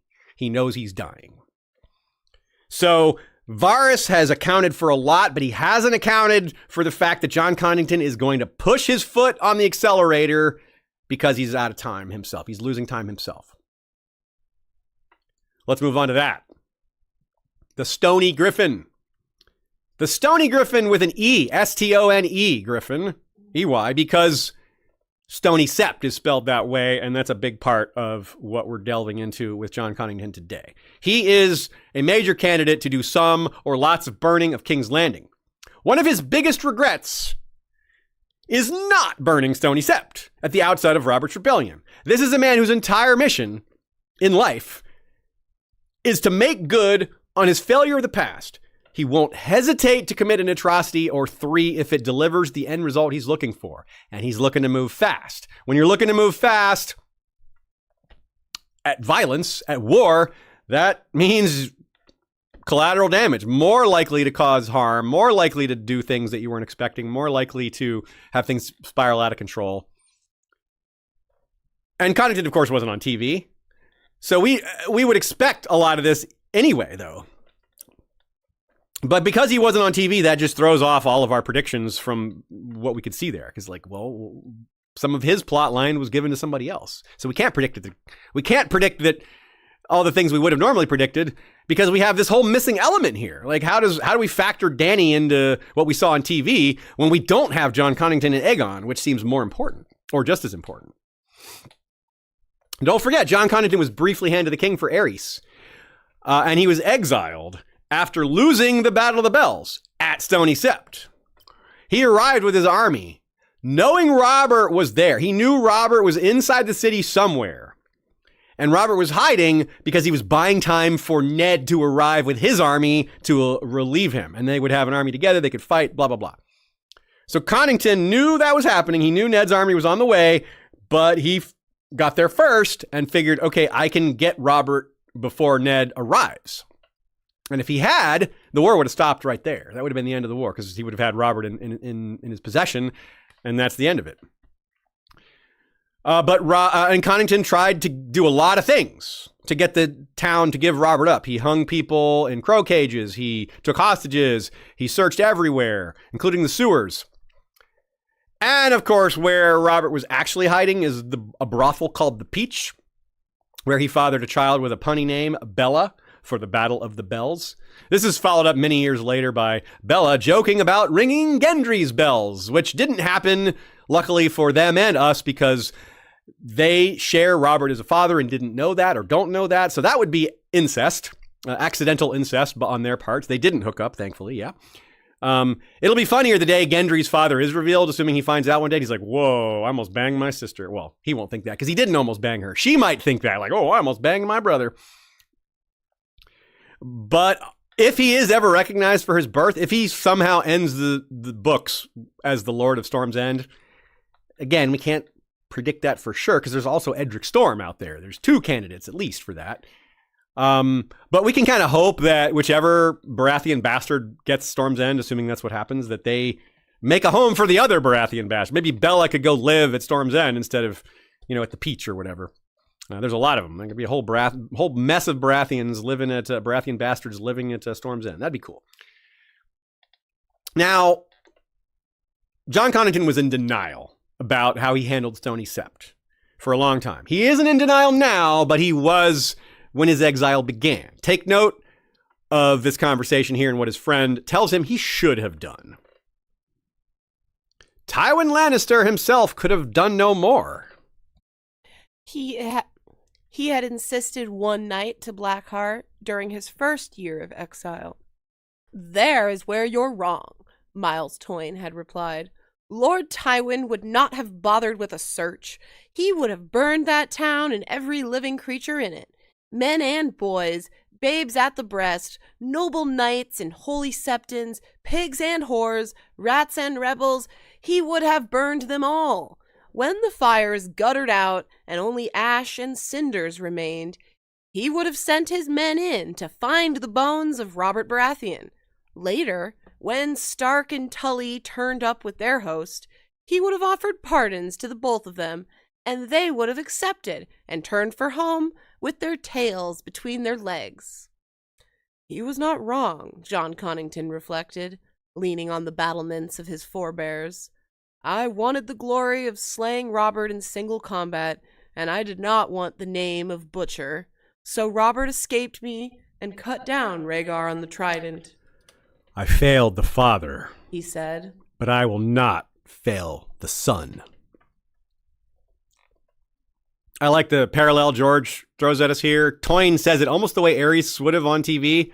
He would have burned them all versus burned them all, right? Tywin and Aerys had more in common than either would admit. They were both quite willing to burn them all. By the way, Robert got lucky that a closeted gay man was in charge of the search here, because pretty much anyone else would have been like, focus your search on the brothels. This is Robert Baratheon we're talking about. But Connington's like, I don't know. Because he's repressed in his sexuality entirely. He doesn't think about sex much at all. And if he did, he'd be like, oh yeah, Robert, right. And also, look at the wording there. He doesn't say to himself, I didn't want to be a butcher. He says, I didn't want the name of butcher. He wasn't unwilling to do it. He just didn't want his reputation. He cared about how people perceived him. It wasn't his conscience. It was his reputation. I didn't want to kill all those innocent people. He doesn't say that. He says, I didn't want the name of butcher. He wanted the reputation of killing Robert. So it's all about his reputation, right? Both sides of this are recognition and glory. And that last paragraph is what really sells the foreshadowing, though. The last line of, I failed the father but will not fail the son. He is just dead set on not making that same mistake. And his mistake was not burning the city.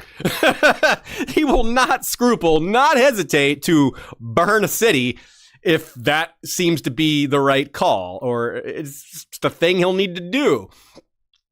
And given he's on a timer, a grayscale timer, he's going to be moving quickly. Everything he's going to do is under this timeline, this rush timeline. He's like, yep, burn a city. We can't wait for a siege. We can't hold out. We got to go now. He wasn't that patient in the first place once the mission got launched again, once he waited so long in exile and once they started sailing over. He's been hype ever since it began. He's been waiting to go. And then the grayscale just made the timeline even quicker for him. Now, But there's still the question of how Cersei, or not Cersei, but how John Connington, or Cersei, could burn the King's Landing. Even though he's got this intent, even though it's clearly not something he would be afraid to do, how is he going to burn the city? Like, what's going to happen? We said, maybe conventional fire, just a regular assault, could start a small fire and burn it. But is that enough? Let's go a little deeper on John Connington's character and see where it takes us. Here's someone else that weighs in, Kevin Lannister. His thoughts give us another angle here. Quote, Old Lord Merryweather's inaction had allowed the rebellion to take root and spread, and Aerys wanted someone young and vigorous to match Robert's own youth and vigor. Too soon, Lord Tywin Lannister had declared when word of the king's choice had reached Casterly Rock. Connington is too young, too bold, too eager for glory. The Battle of the Bells had proved the truth of that. Tywin nailed that one. Too eager for glory. 1,000% right on that one. But now, Connington doesn't care about glory. Is that Rhaegar's nickname? Nice. He doesn't care about being called a butcher either. So none of this stuff matters to him anymore. He only cares about the bottom line of putting Aegon on the throne and not failing Rhaegar's son. So I think if Connington is responsible, it would be accidental. Again, the wildfire cache is being set off, but just the regular fires being started in the course of battle. Him, the Golden Company, his friends in the Reach, them trying to take the city, and something that happens. Whatever lit Flea Bottom during the Battle of the Blackwater. That same kind of just fire arrows, trebuchets, hurling flaming piles, anything, something like that. If we recall, the locations Jamie mentioned that they definitely had wildfire at, that he pulled those caches away from and disposed of. All 7 gates were mentioned, right? He said the Great Sept was a place that they pulled wildfire from, yet there was still more there. What about these gates? What if the same thing happens there? You might say, well, Aziz, weren't the gates assaulted during the Battle of the Blackwater? No, only 2 of them were. 5 of the gates were not attacked. So there's potentially wildfire still planted amongst maybe even all 7, but at least potentially 5 of them. There were no explosions during the Battle of Blackwater, so there might still be. It's the mud in the King's Gates, by the way, if anyone's curious which 2 had action during the Battle of the Blackwater. It would be very ironic if Connington set off the caches himself and killed his own claimant. Right? Well, he would fail. That's one way to fail the son there, by killing him. And it would be really, really brutal and ironic beyond just killing the guy he's trying to put on the throne, because it would be Aerys. This is, even though Aegon VI probably isn't Aerys' grandson, Connington thinks he is. What a crazy turn that would be for the Aerys' curse, Aerys' revenge, to be responsible for the death of his own grandson from beyond the grave. Connington would think that. He's like, what the hell? These flames went off and it killed my dude, my foster son, and Aerys is responsible from beyond the grave. Ugh. You said you didn't want to fail the son, but then you burned him to death. But Connington could also just infect Aegon with grayscale, or just other people. That's another angle here to what could happen in King's Landing that sets it up for a greater conflagration or a greater need, which is, what if King's Landing is infected by grayscale? Then you have a reason that someone might say this place needs to be destroyed to stop the spread of this horrible magical disease. We've discussed this a little bit elsewhere. For example, a very curious mention of grayscale comes up in the north when Val, the free folk woman, freaks out basically over Shireen having had grayscale, because she says there's no had grayscale. You have it. It's sleeping. It's dormant, but she still has it, and any time it could awaken and start infecting people again. That's her take. And while it's not proven that that's really how it works, I think we should take that pretty seriously. I don't know if George is just throwing that in there as a red herring. Maybe he is, but we've talked about Shireen being an active contagion element as maybe part of why Melisandre burns her. Like, it's part of selling it. Like, well, we need to get rid of this infection source. It's a part of the argument for burning this child.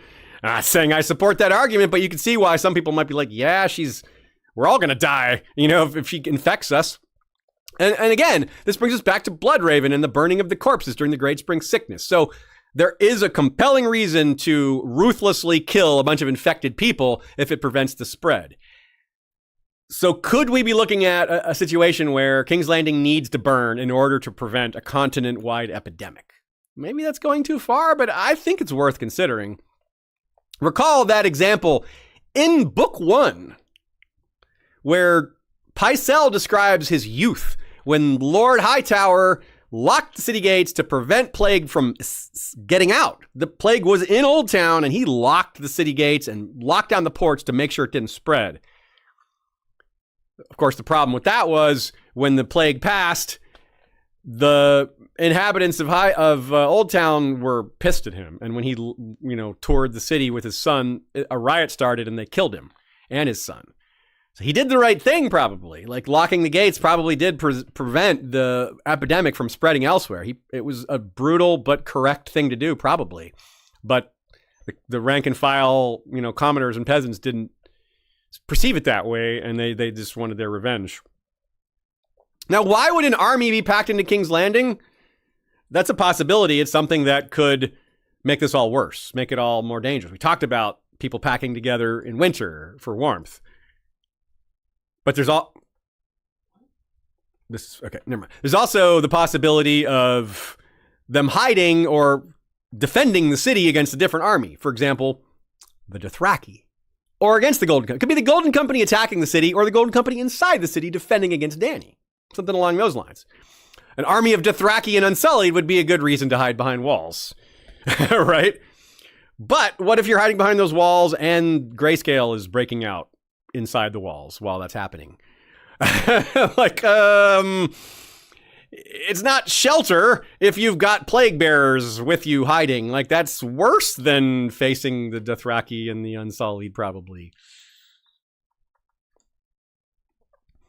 Let's take a brief moment for a new feature that I want to include in episodes going forward. A quote of the day, a quote from outside of A Song of Ice and Fire. I read a lot of other books, and just over time, I've been collecting these quotes. I just love to bookmark great quotes in books that I'm reading.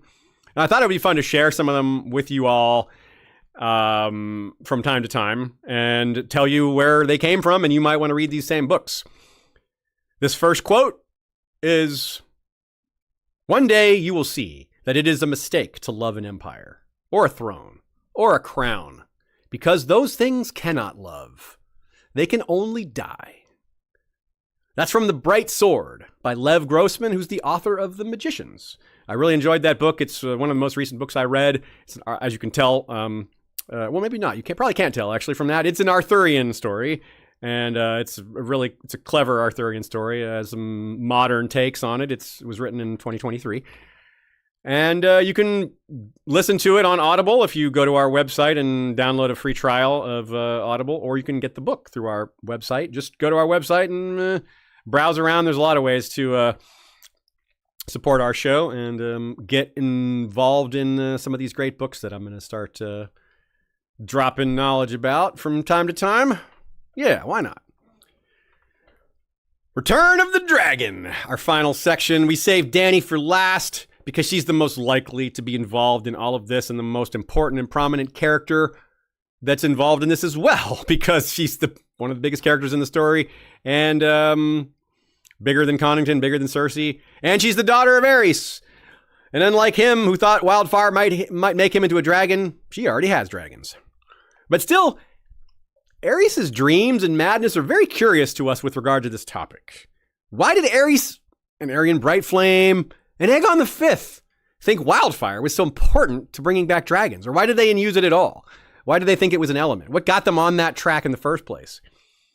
Maybe it related to dreams. Maybe there's something in their dreams that told them this. And maybe they were seeing the future in these dreams. Maybe they were seeing this future. This wildfire explosion that we are talking about that is set to happen. Maybe that's what they were seeing. in their dreams. The wildfire disaster that's still coming is what they were dreaming of, but they somehow got it wrong. They associated themselves with it. Aerion Brightflame saw himself at the end of all this as the dragon emerging from it all, and so he drank the wildfire. Then Aerys did. But they were all wrong. It's Daenerys. Daenerys is the one they were dreaming of without realizing it. Remember what Aerys thought? He thought that after the wildfire burned out that he would arise as a dragon from the ashes and cinder. Obviously, that's insane.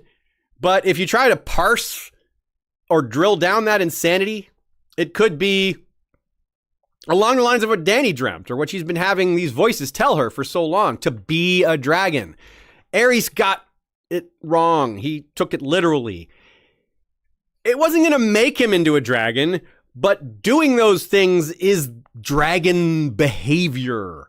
Burning everything, not sowing, being destructive. That's being a dragon. That's what we're talking about here. That's what Dany's dreaming of. That's what Aerys may have been dreaming of without correctly sifting through it, or without correctly understanding what he was seeing in his dreams. He doesn't have to have had dreams here. He's an insane, but I think that fits pretty well. And this also fits with Aerion and Egg. Like any of them, they're all thinking of dragons coming back into the world, which Dany did. So it makes sense to associate what they saw in their dreams as dreams of her, whereas they mistake it for dreams of themselves. So the fact that she's the one who really did bring dragons back, and all of them dreamed of dragons coming back, ties these two examples together, or ties all these cases together. And just like King's Landing, where we have the possibility of two distinct conflagrations, one from Cersei, maybe, and then one another from attacking armies, which may or may not include Dany's dragons, and the detonation of the caches. For Dany herself, however, we have three fires to consider, right? We have all of these. And what did the House of the Undying tell her? 3 fires must you light. 1 for life and 1 for death and 1 to love. Drogo's pyre, number 1. The Dosh Khaleen burning all the calls, which we saw on TV and has been foreshadowed in the books as well. So I think that's coming. And she certainly looks to be on her way back to Vaes Dothrak based on what happens at the end of A Dance with Dragons and her likely being captured by Khal Joko. So the third one could be King's Landing. I don't know why that's to love, but maybe that's explained by her not being the one to do it on purpose. If Connington sets it off, it fulfills the one to love because he's loving Rhaegar. It's his love of Rhaegar that causes it to happen. But then she gets blamed for it. If Connington sets it off and Dany gets blamed for it, that all fits. She could also kill 2 birds with 1 stone as well, because she's the slayer of lies. Also, if you keep thinking about the prophecy of the House of the Undying, that's also included there, right? One of those lies seems to be the cloth dragon on poles, who is probably Aegon VI, her nephew that isn't really her nephew because he's probably not actually Rhaegar's son. She could destroy King's Landing and him in one fell swoop of Drogon's wings and her father's shadow. She won't be intentionally trying to blow up the whole city, but if she's trying to take out Aegon and it sets off caches, that fits. How could that work just specifically? We talked about it earlier. What if there are what if there are caches still in the Red Keep? As we've said, there were some. There might still be more. What if Dany tries to be precise and she tries to just burn the Red Keep only with Drogon? Tries to take out, let's say Aegon and Arianne are there, or maybe Cersei. Probably Aegon and Arianne, but maybe Cersei. Let's say she's trying to take them out. Just the Red Keep. She's not trying to torch the whole city, just them. And wildfire goes off. And it's such a huge explosion that it spreads throughout the city.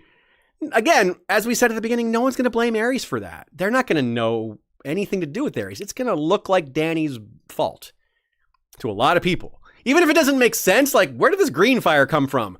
But you got to think, y'all, most people aren't going to be witnesses of this. Most opinions are going to be through rumor. It's going to sound like dragon. Her green dragon had green fire.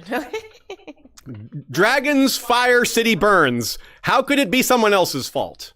Right? Like, it's too straightforward when presented that way. And it's a tough argument to overcome unless you know the truth. Like, as we readers, we will. But the average Westerosi is just going to hear the basics. Dragons, fire, city burn down. Why would you blame the 20-year-old dead king? It doesn't make any sense from their perspective. So Nina isn't as sold on the idea that Aerys was having prophetic dreams But she definitely agrees that there's this father-daughter dichotomy or opposite sides of the idea where fire as draconic rebirth versus fire as pseudo-draconic death, right? So that's pretty cool. That resonates, I think. So there's a lot of ways to look at it that fit, and it could be more than one. I mean, George, as often as he does multiple meanings, we should consider that's a possibility as well. It could always be all the above. So perhaps another way to put it is that Dany will not be able to fully step out of her father's shadow because his curse still hangs over King's Landing and no one knows it. It's a special sort of tragic because she never even met the man. She wasn't raised by him. She doesn't really have his proclivities. She's not like him, you know? She's way smarter and more empathetic, and I mean, she's the mother of dragons. There's no comparing her to most other Targaryens at all, right? It's just having his cruel and mad legacy attached to her. It's unfair, but it might happen. Unfair doesn't mean it won't happen. Unfair things happen all the time in real life and in story. She doesn't even know the extent that she's still in his shadow, but she might realize it if wildfire goes off in the city while she's trying to precision strike the Red Keep or something like that. She doesn't even really know how mad he was. She hardly knows anything about that, let alone the caches of wildfire and his intent to destroy the entire city. She doesn't know any of that. She may not get it from Barristan before they're separated forever, before he dies. They're separated right now. They may never be reunited. One of the whole reasons we even have Barristan's point of view is because of this separation. By the time she gets back in the fold, he might be dead. So the source for this information may die with him. And it'll only be for us, for tragic knowledge for us readers to have. And go, Dany, no, Dany, no. Yeah, it would be so tragic if she learns after the fact. She's like, let's say she accidentally sets up the caches in one of many possible ways, and then finds out where those caches came from. She's like, ugh, my father? That might change her whole view of the justice of her cause. She thinks she's owed that throne. She thinks her family was cheated out of it. She's been lied to. It came from Viserys and maybe a little bit through Jorah and Illyrio, maybe. Like some dishonesty has sold this to her. But if the lies are slain, is she still going to think she deserves the throne if her father did all those things? Her father's intent was to kill everyone? Yeah, it's still my birthright. That's not really how Dany operates. I think she might be like, wait, maybe my father deserved to lose the throne. Maybe his awful behavior that's why Ned and Robert and these people that she thinks of as villains. She might be like, okay, these guys weren't so villainous after all. Maybe my dad was going to blow up the whole city. These are the guys on the other side. Like, how is my dad the good guy here? How deeply does she believe in the Targaryen right to rule? Like, if it's with these factors and thrown in there, I'm not so sure she would hold tight to that. Like, yeah, maybe your birthright isn't really your birthright, Dany. So this is very deep stuff with, it has the potential to change Dany's view of everything. This might be the moment, the culmination of her deciding, I shouldn't be queen. I shouldn't be on the throne. It could be the thing that turns her to Stannis' path, which was, I need to save the realm to win the throne, not win the throne to save the realm. She might be, okay, I'm going north. I'm going to stop the others. And then we'll see about this whole throne business. You know, maybe I don't even deserve it. But I definitely don't deserve it if I can't save the realm. Right? So she may go north and maybe she doesn't come back from that because, you know, the others may be her end. She may die stopping them. Who knows? Either way, the Dany we know now wants to avoid civilian casualties. She's not all about the, strafe and burn. I'm not really buying that from the TV show. I think if she gets angry and vindictive, it's not going to be towards the civilian populace. It's possible. I can't just throw that out. It doesn't really fit for me, you know, in the way I perceive her character and the way things are going. I still think her end's going to be heroic to the readers and maybe not so heroic to the key characters in the world. They may see her the wrong way. They may see her as a villain, but I think us readers will have much different information. And it's just a very different scenario. So, like, no matter what Dany does, there's dragons here. I mean, it's just there. There's no way around that. She's Aerys' granddaughter. She can't escape that, even if she isn't responsible. It's just associated with her. That's how people operate in Westeros.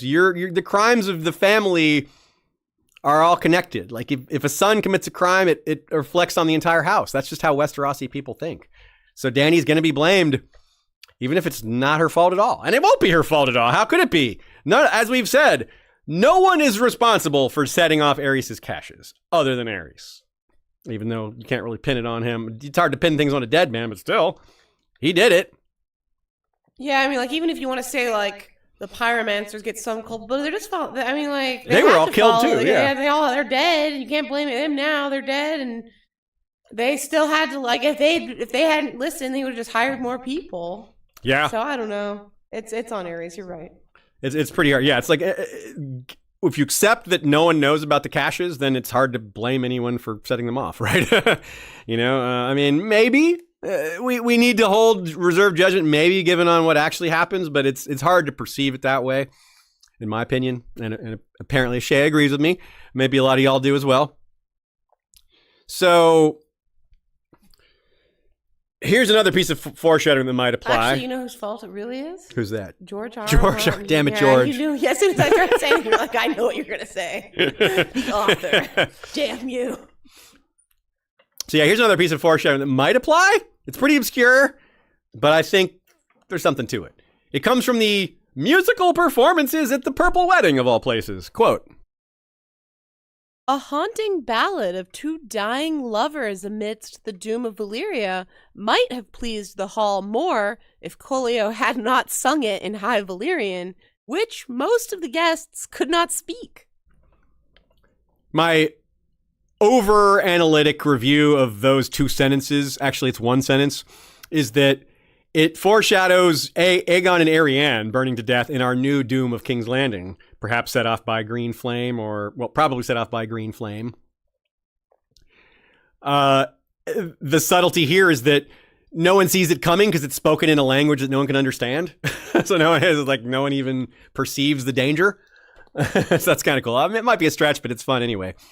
And Nina and I both have Arianne pretty high on the list of people likely to die by dragonfire, right up there with like Victarion, and of course Quentin's already on that list. But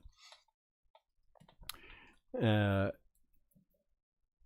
yeah, and in the House of the Dragon credits, right? We have some burnings there. Yeah, we have what looks like two dying lovers amidst the doom of Valyria. Yeah, sorry, not the credits, but the intro. Yeah, the intro credits. That's what it looks like. Because it's the one person cradling another. It could be mother and child, but I think it looks like lovers. I do too. Yeah, that's if you may remember what we're talking about, folks. If you next time you watch House of the Dragon or just watch that intro, right during that the tapestry season stuff, 2 intro. Season 2 intro, yes.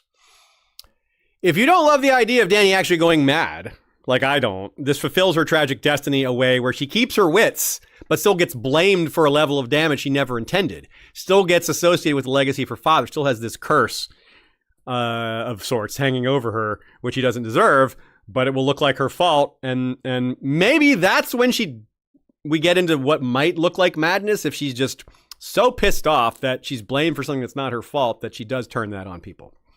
That is, if you are looking for a way to see it that way, that's how it could be.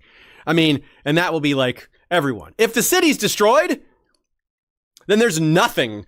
There's no real witnesses. There's only the outside opinion. It's like, well, the city was destroyed, and the only thing we know of, there was a dragon involved, or multiple dragons, and well, that's the one. There's the mother of dragons. Who are you going to pin that on but her? Like, how are you going to not believe the big black dragon was the reason if you're just a regular person, you know? This isn't a nobody suspects the Drogon situation. This is an everyone suspects the Drogon situation. Oh, yeah. So she's definitely the best candidate to take the blame. There's no one else I could really think of that would take the blame and have that be like a good story for us. Like Connington takes the blame. He wants to take the blame. He's ready for it. Cersei, she's already a villain willing to do these things. That wouldn't, maybe she does it, but it doesn't seem as interesting. It's like, yeah, that's something she would do. But Dany, that's tragic and conflicting. And no, that just hits harder, I think. So John Connington causing it, but Dany taking the blame, I think is a strong possibility. So as you can see, There's ample foreshadowing for the destruction of King's Landing, but most of it rests on Aerys' leftover fruits. Dany's arc is full of foreshadowing, and a lot of that predicts death and destruction, but not that much of it points to King's Landing directly. There's lots of stuff about Dany leaving a trail of destruction, about burning this and that, and being a dragon. It isn't specifically associated with King's Landing, but it's hard to point it anywhere else. Like where else could they be talking about? Maybe it's just a general thing all over Westeros, but yeah, I don't know about that. Her goal, her arc certainly is headed towards the Iron Throne, which is in King's Landing and the Red Keep. So yeah, you don't have to be too specific with that, but it's still maybe a noteworthy point. With Connington, there is his regret over not burning Stony Steps. So it's more distinct in his POV. And of course, his POV is a lot easier than Dany's because he's only got, 2 chapters and she's got dozens. So there's just his story, his role is a lot more narrowed down. It's a little easier to perceive. Where he is a bringer of disease and fire. It's quite a role for this guy. The Stony Griffin, right? The Stony Flaming Griffin. So yeah, as we were saying, Aerys and his obsession with wildfire is probably going to go down as the biggest culprit here from our point of view. But the characters in world, not so likely. And again, this whole thing of what does wildfire have to do with the return of dragons? And yeah, coming back to that briefly as we wrap up this episode, he probably acquired his obsession with wildfire initially through Summerhall, where, his grandfather tried to bring the dragons back and it went horribly wrong. And it had also gone wrong for Aegon's older brother, Aerion. So Aerys knew about all these things. Aerion was his uncle, or great uncle rather. So yeah, these are things that he's aware of, and throw in all the other attempts to bring back dragons from his previous ancestors, and just like it went horribly wrong at King's Landing, it can go horribly wrong just like it went horribly wrong at Summerhall, it could go horribly wrong at King's Landing. We've already seen how it can go wrong with just controlled burns like Blood Ravens, let alone Battle of the Blackwater and what's yet to come. That's why it's so hard to imagine a scenario where Dany isn't either the culprit or the scapegoat. Her family history is both tied to wildfire and these caches specifically. And as I said, it just seems like a bigger tragedy, bigger conflict if it's her instead of Connington, who's just not as important of a character. So there's some other factors I want to throw out at you without getting too deep into them. Just some food for thought. Stuff that's maybe a little beyond the scope of this episode, but is important. Like, again, I want to remind you all the overlap with Grayscale. There's a lot of ways that could play out where it's just necessary to, quote unquote, to bomb or burn a lot of people to prevent the plague from switching. And what about the timing of all this? Like we said, there's a good chance that this is what sends Dany north. But what if it's the other way around? What if north comes first and then she comes back to King's Landing and then the caches are blown? Maybe this is the post-others event. It doesn't have to happen first. And that could, the benefit to the story playing out that way is that Grayscale could be playing out in the south while so much is happening in the north, and that problem could escalate. And it allows for that problem to build. It allows for Cersei and Aegon to kind of duel it out with Dany's kind of off doing her own thing, maybe. Maybe Cersei's already resolved by that point. But it is tricky to figure out, and this is one of the things I love about George's writing. Even with all this foreshadowing, it's still really hard to parse a lot of it. And we have some good ideas of the basics, but there's still so much that we really can't tell, right? Like the inclusion of Grayscale and the timing of some of the other big plot lines, and yeah, that's where it gets really difficult. So as close as we can get to some of this, we're still pretty far off on a lot of it. And what are the consequences too? What if King's Landing is destroyed?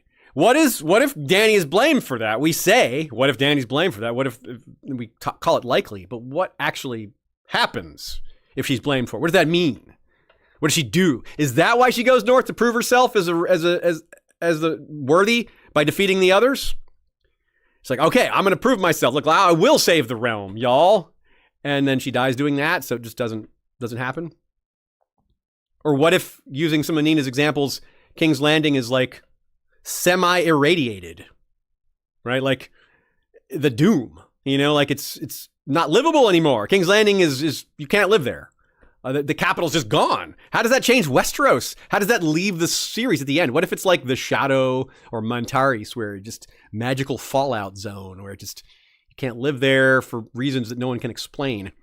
Especially if on top of that, there's like no Old Town. What if Euron takes down Old Town also, and it's just two of the two biggest cities in Westeros are destroyed or mostly destroyed? Yeah, Westeros is a new world going forward after that. A Dream of Spring is a dream of an entirely new continent, of just a very different place. Maybe not even a united place anymore. And it's one thing, it is, even though I emphasize Dany, yeah, what about Connington? What if Connington blows up the city, and even though people don't blame him for it, what if he does it? What's he going to think? He's like, oops, well, I did. Is he going to become even more murderous and vindictive since he has no purpose to life anymore if his candidate is incinerated? What if he blames himself but's in denial for that too? Yeah, that's a dangerous man, infected with grayscale and capable martially and no reason to live, just wants to deal out death and destruction. Ew. Not good, y'all. This is one of the more portentous episodes we've done in terms of so much evidence for so much destruction in the big population center and Old Town too. We casually mentioned that here at the end. So yeah, pretty heavy stuff, y'all. The answer to our trivia question: who tells Jon Connington that Tywin Lannister would have burned Stony Sept to the ground rather than the way he handled it? Sir Miles Toyne, a.k.a. Blackheart, strongly implied that Connington had feelings for Blackheart. They might have been lovers, but I don't think so, because I think he was fully closeted. But still, that vibe is there in his thoughts. Episodes that we mentioned today that are very relevant to this one, that if you want to keep immersed in this particular topic or related ones, we have 2 episodes on Summerhall, talking about Rhaegar and Aerys and Aegon V and Prophecy and Wildfire and Duncan and the other Duncan and lots of stuff there. The Three-Eyed Bloodraven episode, that's the one that we deal with in terms of Aerion Brightflame and his ascension to Hand of the King, or rather his being sent to the wall, is what I meant to say there. But we have some discussion of him and Aerion with the whole wildfire business. Valar Rereadus Cersei chapters, especially the A Feast for Crows ones, which is, of course, the bulk of all her chapters, A Feast for Crows. She is the most prominent POV in A Feast for Crows if you go by total number of chapters. And, of course, we refer to A Clash of Kings, the Battle of the Blackwater, so the Valar Rereadus portions of that are very relevant as well. That's Tyrion and Sansa and Davos, of course. Great multi-POV battle, one of the standouts of the early part of the series. Always worth rereading that again. But in this case, not just to enjoy it for what happens then and for how well written it is, but to look ahead to stuff like this that we've discussed in the episode that you may not have considered when you first read those chapters. Because as usual, there's always so much there to consider. George's writing is nothing if not extremely rich and layered. I think we've done a pretty good job today of pointing to that. Thanks, everyone, for hanging out with us, for listening, for consuming, for sharing, for pondering, for being a part of our community. And I want to thank the people that helped us make this episode. Of course, Nina, big help with some notes and some discussions with me that helped me get my thoughts in order. And once again, Good Queen Alley with 1L.tumblr.com for more of her thoughts. Years of thoughts collected there by now. Joey Townsend for our music. Appreciate that, Joey. And Michael Klarfeld, our video intro and the maps you see behind us. You can get his work at his website, klaradox.de, because the man is German. That's Deutsch. Heck yeah. Until next time, my friends, on behalf of Ashea, we'll see you next time, and Valar Rereadus.